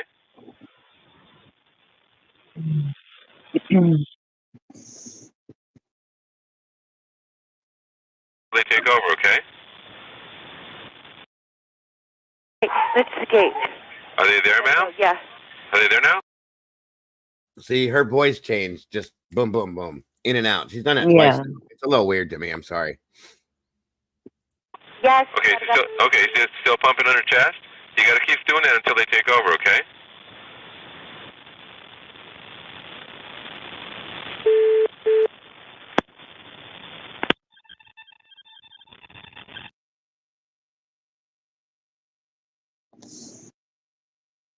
Good morning, Monica. Morning. No, there was no. You have to break somebody's ribs if you're doing CPR the right way. Yeah. I read it to you guys. There was no brachial. Good morning. Nothing. So she would have had damage to her ribs if it was done correctly. First of all, 100%. You literally have to just, yeah. And she's so small. With Simon doing it, it would have broke her ribs. They weren't broken. Yeah, I read it to you guys. They weren't broken. So I missed some of it, so that's why I was asking. Either he wasn't doing it right or he wasn't doing it at all, in my opinion. Okay, so. And why did this 911 call alone not trigger an investigation? I don't know, honey baby. Couldn't tell you. I'm sorry, but if my mother-in-law or any calls, hell no. What the hell? No, I don't even like the girls at McDonald's saying, babe, sweetheart, love. I'm the one that leans across the car and goes, thank you, sweetheart. Every photograph you've seen before Simon died of those two, they're holding each other, hugging each other, leaning into each other. They slept together for comfort when Britney died in Britney's bed, in her bedroom. They stayed and lived in this bedroom, guys. They didn't leave the bedroom for 6 months. This is the weirdest shit I've ever seen in my life. They like just held up in the room for the 6 months. Yes. And then he died. Yeah, that's it. I'm telling you, she was poisoning them with rat poison or belladonna. I don't know. Belladonna. Yeah. Yeah, there's pictures everywhere of them looking like they're a couple. So many pictures. More than you see Britney and him in, folks. It's weird. I think it needs to be reopened, and I think she needs to be investigated, in my opinion. That's crazy. Yeah. The Black Widow wives. I don't know. But this has bothered me for a long time until I started looking into it. It's off. It's definitely off. Man, my powers are overwhelming. Well, him just keeping her like isolated alone was weird. I mean, she was, part of the public eye. And wasn't it like shortly after they got married, he like pretty much kept her as a prisoner? Mm-hmm. He took her phone from her. He did not allow anyone to speak to her unless they went through him first. Man, I wonder why this girl agreed to marry him to start with. Jeez. She coerced, It's Hollywood. He was losing his green card. They knew each other through her mother. Yeah. Okay. So how would this work? Let's see. I mean, the mom could have talked her into it if she was in a vulnerable type state, or maybe convincing her it was best for her, some stupid shit, Mm-hmm. I don't know what kind of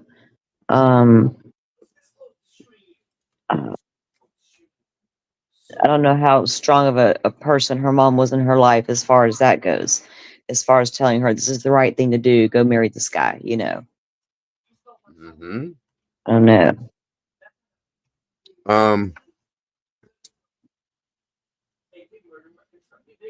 Wait a minute here. Where the hell is it?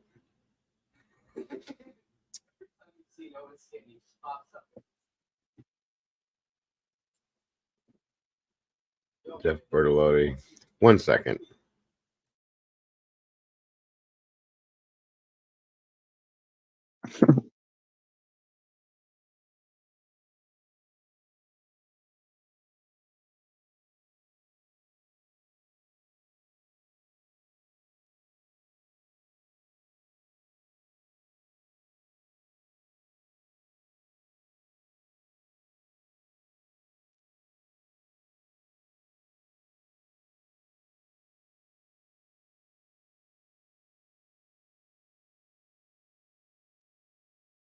All right, all you true crime people.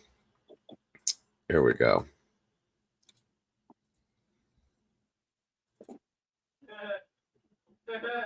Shocking allegation. Today, new shocking allegations coming from her father, who says she was poisoned.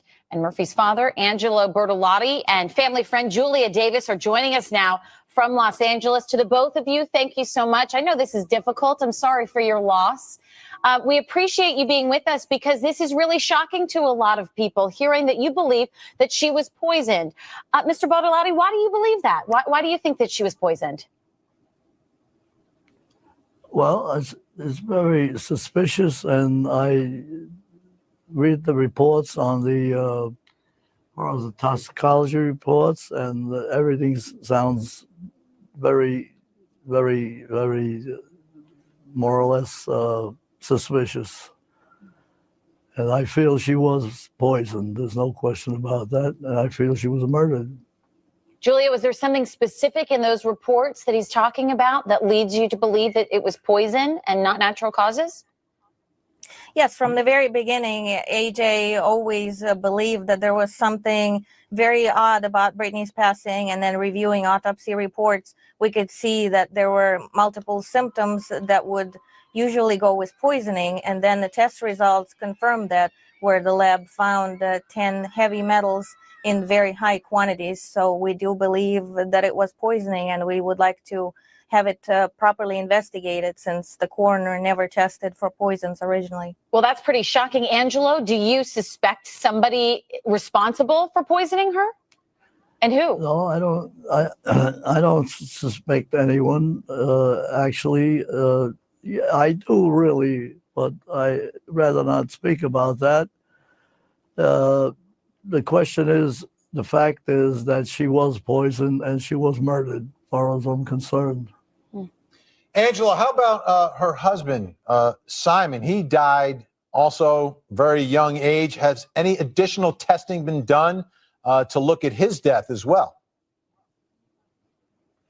There hasn't been any testing done yet, but we are in touch with Simon's mother, Linda, and she very much wants to have his remains tested as well. It is our belief that Simon was also poisoned by the same means, because both Simon and Britney exhibited identical symptoms. And Look at Vinny and his dark hair. Yeah, yeah. There you go, folks. So, him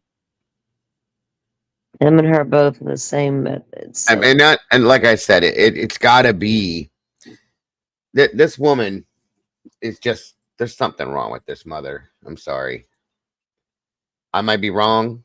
I could be wrong. Maybe I am wrong, but I am not going to say that. No, I mean, if the guy suspects that, the closest person to the two victims would be her. 100%. There is nobody. Simon did not allow anybody else around them. He took care of everything. He fired everybody when he got together with her. She had no assistance. She had nobody in that house around her except for him. He was in charge of everything. So was the dad ever able to get her body exhumed? Was she buried? I have no idea. We're gonna go probably tomorrow night. I'll go into the rest of it with him and all that other stuff too. Yeah. And of course, there's so many different things. Britney Murphy's husband cheated on her with her mother. There's just too many different things with this. Too many. It goes way deeper than what has been shown. You know what I mean? Yeah. Which is why I got stuck on this. You know, I am with these deep cases. It's like, what the hell? I want to know now. You know. Simon's mother says that they don't accept his death either. And I haven't looked into this recently. I just looked at the old stuff. I haven't looked at any new updates that there were with it. So I'll be doing that. Yeah, hold on. Anyway, like I said, it was a very interesting case, the way everything went down. There you go, JC. So yeah, like it's pretty. Yeah, it's crazy. Even with the medical symptoms, they could be so easily attributed to a poisoning. You know what I mean? Yep. Like I said, there's multiple things that I don't know. Wait a minute. The secret behind Britney Murphy's passing has finally been revealed, but something even worse also has come out. Oh, really? Okay, let's see what this is. And then this is from 2 years. It's probably bullshit, but hold on. 1 second. All right. Have you seen his autopsy report? Not yet. I have to get that one next. Do you want it? Sure.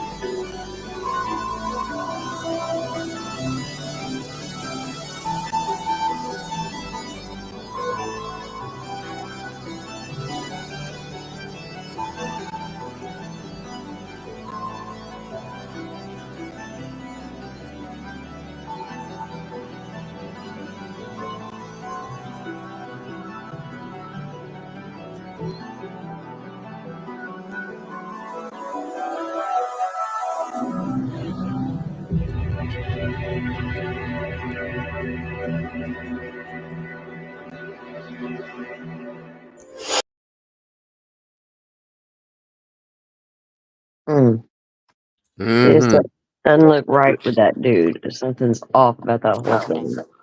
Absolutely. That's what I'm thinking, Captain Jenks. 100.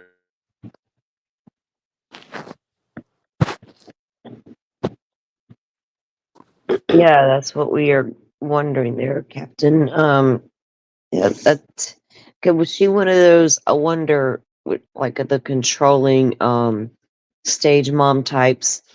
You do it my way. I know best. Everything. You know what I'm saying? And because what made this girl want to marry this guy to start with? Did the mom have a say so in that? Do you know what I mean? I think so. I wholeheartedly think so. Yeah. Honestly, and like I said, guys, I'm gonna get this. I guess Mom has it already. The autopsy for Simone. Yeah, we're gonna thanks, cover Mom. that. Yes, she did. She's good with this stuff. She got the other one for me too. The But dark tomorrow and night. you. What do you say? Dago, Yes, JC. that 911 call is absolutely disturbing. You think so? Yeah, completely. What is with, like, she's like, first off, someone said she sounds like she's drunk. I think I don't know if that's a possibility or not, but these sudden outbursts, these sudden screams, are they are they meant to distract the person, the 911 dispatcher? Could be. I mean, that I think it was an attempt at dramatic play. It could be that too. Good night, really Paula. caught my eye. That's what it kind of sounded like to me. Caught my ear. Oh, what Yeah. caught my eye was it like manipulative being, Yeah. Yeah. You got to make it sound good. But the thing that caught my attention through that whole thing was twice. Out of nowhere, she's this blubbering, horrible mess, and then all of a sudden she perks up and goes, "That's the gate." I don't know. Her voice clears up. She's perfectly fine. Yeah. Yeah. Little weird. Some weird shifts there that occurred. So, especially even when she went to the freaking out part, like JC said, the screaming and everything she was doing, it was just, and what got me was just not understanding the CPR simple instructions, and then And him, I get it. She was and him not either. No, I mean, it was so simple. One, two, I mean, you count. Listen, they have simplified CPR over the years to be nothing because people struggled with it because you had to count. Back in the day when I first learned it, it was 1, 2, breath, 1, 2, breath, 1, 2, 1, 2, all that shit. And now they simplified it to the point where you don't even have to do that. You just do compressions, 600 nonstop compressions, and you count one after another. They had a hard time getting that rhythm down. They were going slow. They were going too fast, going too slow, going too fast. It's like, what the hell? And they lost count. And then they lost count. Right. I don't think they were doing it. That's the whole thing because I'm listening in the background. Pretending. There, Dago, because there's been other 911 calls where they pointed out where in the background you could the person's the caller like in this one case it was the husband. They say he was pretending to do the CPR in the background, but really he wasn't doing anything. So, and here's the thing: if when Simon's responding to her, I was listening to this purposely. When he's responding to what she's saying, he's just responding so very quietly and nonchalantly. No. Yes. No. It's counting. You can hear him counting. There's no heavy breathing. There's no breathing between the counting. Okay. He's not. Guys, listen to me. When I did CPR manually, I rode somebody to the hospital in the back of the ambulance, straddling them, doing CPR the whole way. Okay. That's all I did. I did it for 32 minutes. I thought I was going to die and pass out because it's nonstop. And then we switched out, but I just did my thing. It takes everything in your body to do it. Yeah. For that long. Okay. Until somebody gets there. It's a workout and a half, and a lot of people can't handle it. Okay. you'd be out of breath. Yeah, You because would, it's not only a physically, it's a mentally thing. You know, right? you're He trying to doesn't, save, you're and he trying to doesn't, save someone's life. Yes, and it's not. He sounded fine. and no offense to him, but he doesn't look like the kind of guy that could take a lot of He was physical. not healthy. No, he Yeah, was not healthy at all. yeah. So Yeah, there yeah. was no weird breathing coming from him when he's talking. He wasn't out of breath. I mean, the whole thing is a mess, you guys. So, like I said, I think tomorrow we will finish this up Yeah. with him and that circumstance and looking a bit. I mean, it's maybe not finish it up, but we'll get through that part of it. Who knows? There might be more. I don't think it was. I don't think that was genuine at all. That's just my opinion. I could be wrong, And if I am, then I am. I'm sorry. I don't think it was at all. And I've listened to a lot of 911 calls. I used to go to sleep listening to 911 calls. Right. You have to put down a lot of pressure when you're doing it. You have to literally crack the rib cage for it to be like for it to work. And on living her in the house, right? And living in the house with my sister, we had to go through CPR training. So I mean, I've been through CPR training twice. Right. So I mean, 100%. There was no on the autopsy report. There was no fractured ribs, no nothing that was reported on that. Okay, so even if he was doing it, he wasn't doing it right. And even if I just don't think he was, there was no labored breathing coming from him as he was in the background counting or speaking. It doesn't sound right to me. So There was no urgency coming from him at all. None. And then from her, it was just chaos and can't count, and we can't keep the rhythm, and we've done lost count. It was just weird. And we're having sudden outbursts of. And that's true. Yeah. Unicorns. It's very hard to do that. But Simon was huge. Brittany was tiny. It would have been no big deal for him to do that. Okay. To do what? To break the rib cage, to crack. Oh, it would have been so easy. It would have been very easy with her being small and him being big. If he was doing it right, if he had been doing it like he was supposed to, he could have easily fractured or cracked a rib. Right. I'm just saying. Don't you have markings from CPR? There would be bruising. There would be fractured or cracked ribs if it's done correctly. Yes. And then they use the defibrillator, which that's the only markings that were described in the autopsy report because of that, the defibrillator, which didn't work because when they found her, according to what they said, they threw her in the shower. Then they took her out of the shower. She wasn't coming to, put her on the floor. They lied at the beginning and said they were doing mouth to mouth. I mean, they weren't doing anything. Yeah. And then they go into the whole process that 911 describes, does this, does that. But I wonder what made them their automatic go-to. She's passed out, can't wake her up, let's put her in the shower. Was she prone to passing out or knocking her? I mean, what the hell? No That's idea. going to be your first. If you find somebody passed out, or if they pass out before your very eyes, I'm not going to think to throw you in the bathtub and let you. I mean, that's not my first go-to. I might get some water and splatter your face or a wet washcloth, some shit, while I'm trying to save your life or screaming for someone to get me the washcloth while, whatever. But I'm not going to try to get you into the tub unless I need to wash some hazardous material off of you or something. Well, she did vomit right before. But I'm not going to throw you in the bathtub while I'm trying to save your life. No, I'll get that off later. I mean, it's okay. I'm a mom. I'm a mom. I've seen lots of throw up.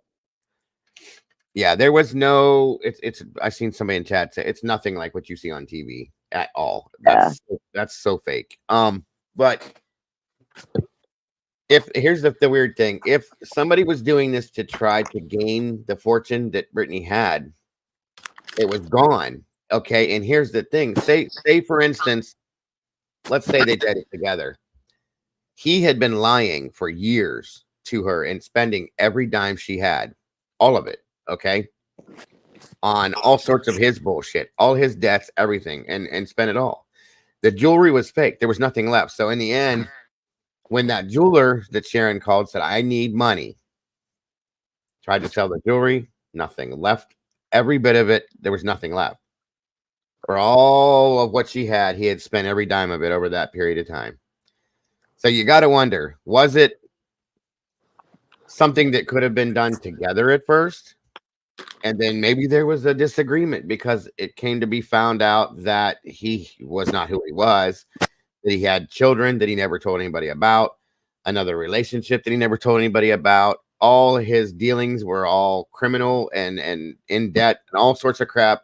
And it came out that there was no money. Well, mom flips out then and says, you know what? You're gone. And does the same thing to him, maybe. And I know how to do it. Absolutely. And then boom. She Because I thinks did she's it got this before. jewelry now that she's going to win out at the end, and it's not fake. So, or it's all fake. So, that's all 100% speculative theory, folks. But I'm just saying. Well, see, I was saying there was a big life insurance policy on her. I guess it was in her husband's name, or he was the beneficiary. Yeah.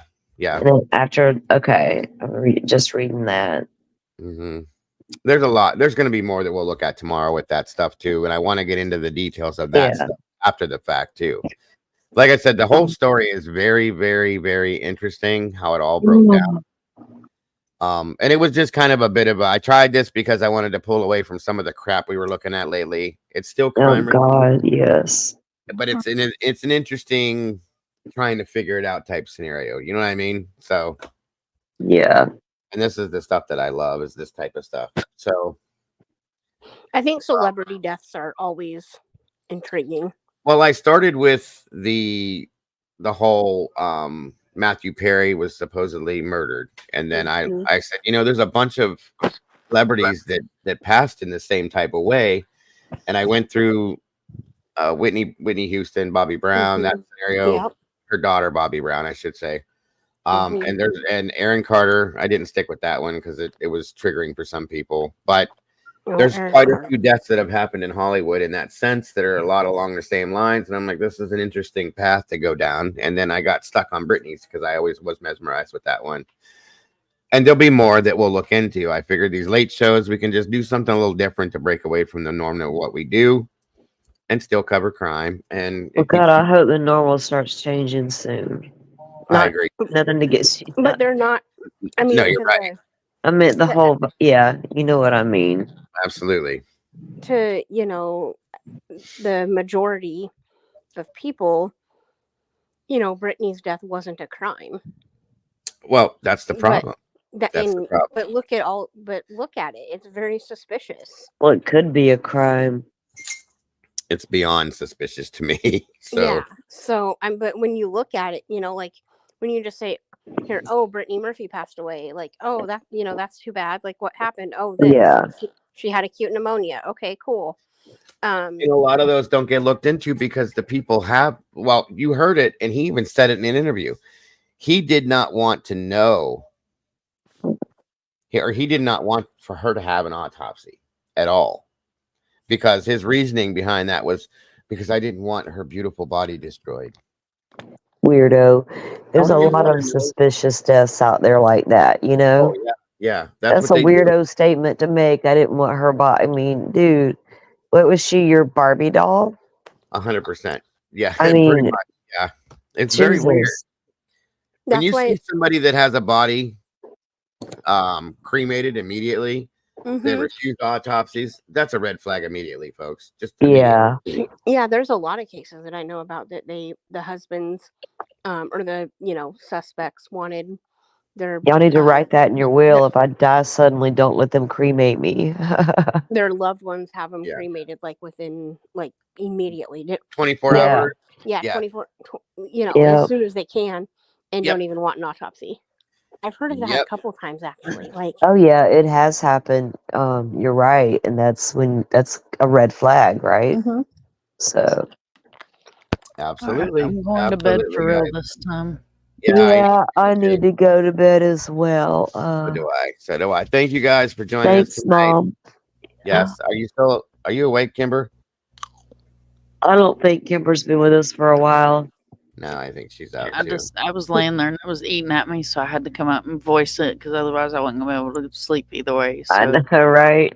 I just wanted to get that out there. That if you look Thank at the you for symptoms, sharing that, because that's another avenue to explore with it, because you're absolutely right. That was one thing I was thinking other things, but that's also one to add to the two I was thinking.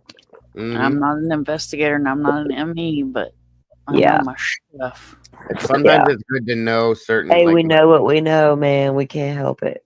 that's it. Yeah, that's why when I saw some of this stuff with my background, I'm like, that's not right. That's not right. That's not right. So it's good to know things sometimes, especially with what we do. It's very hard, Vicky. 600 times. Think about that. Nonstop.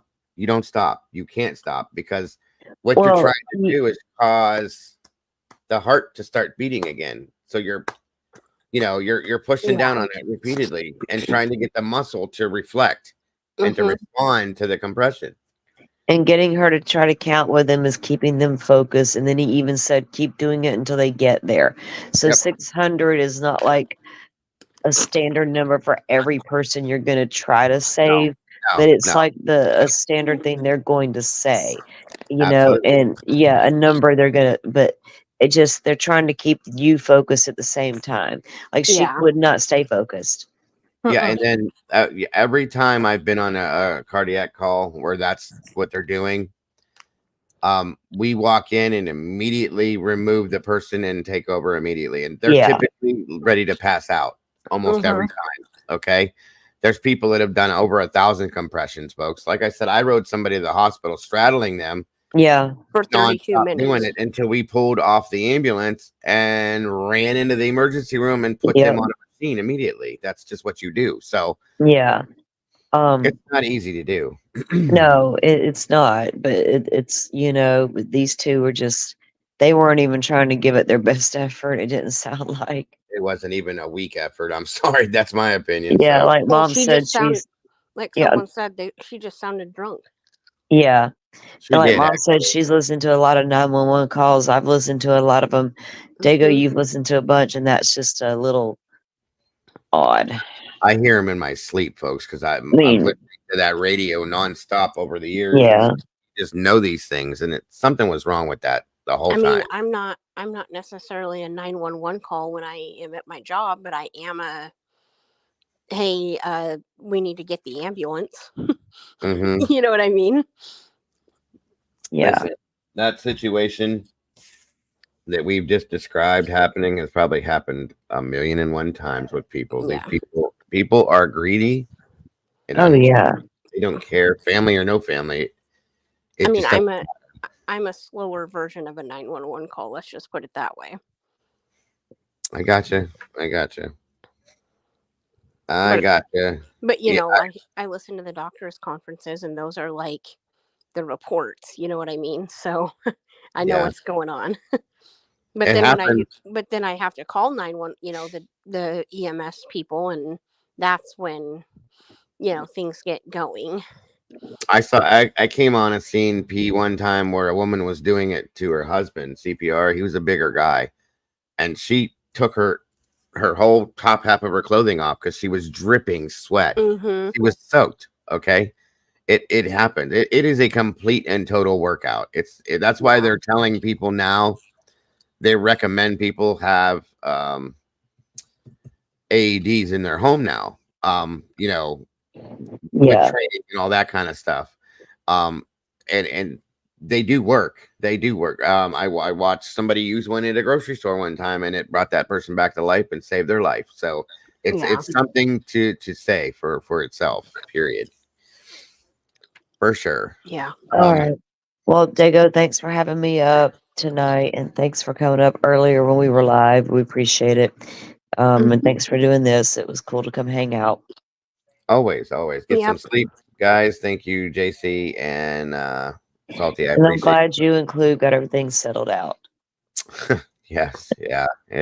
Yes. Yeah. So I will see you tomorrow. Yes, ma'am. Both All you right, guys. Good night. Good night, everyone.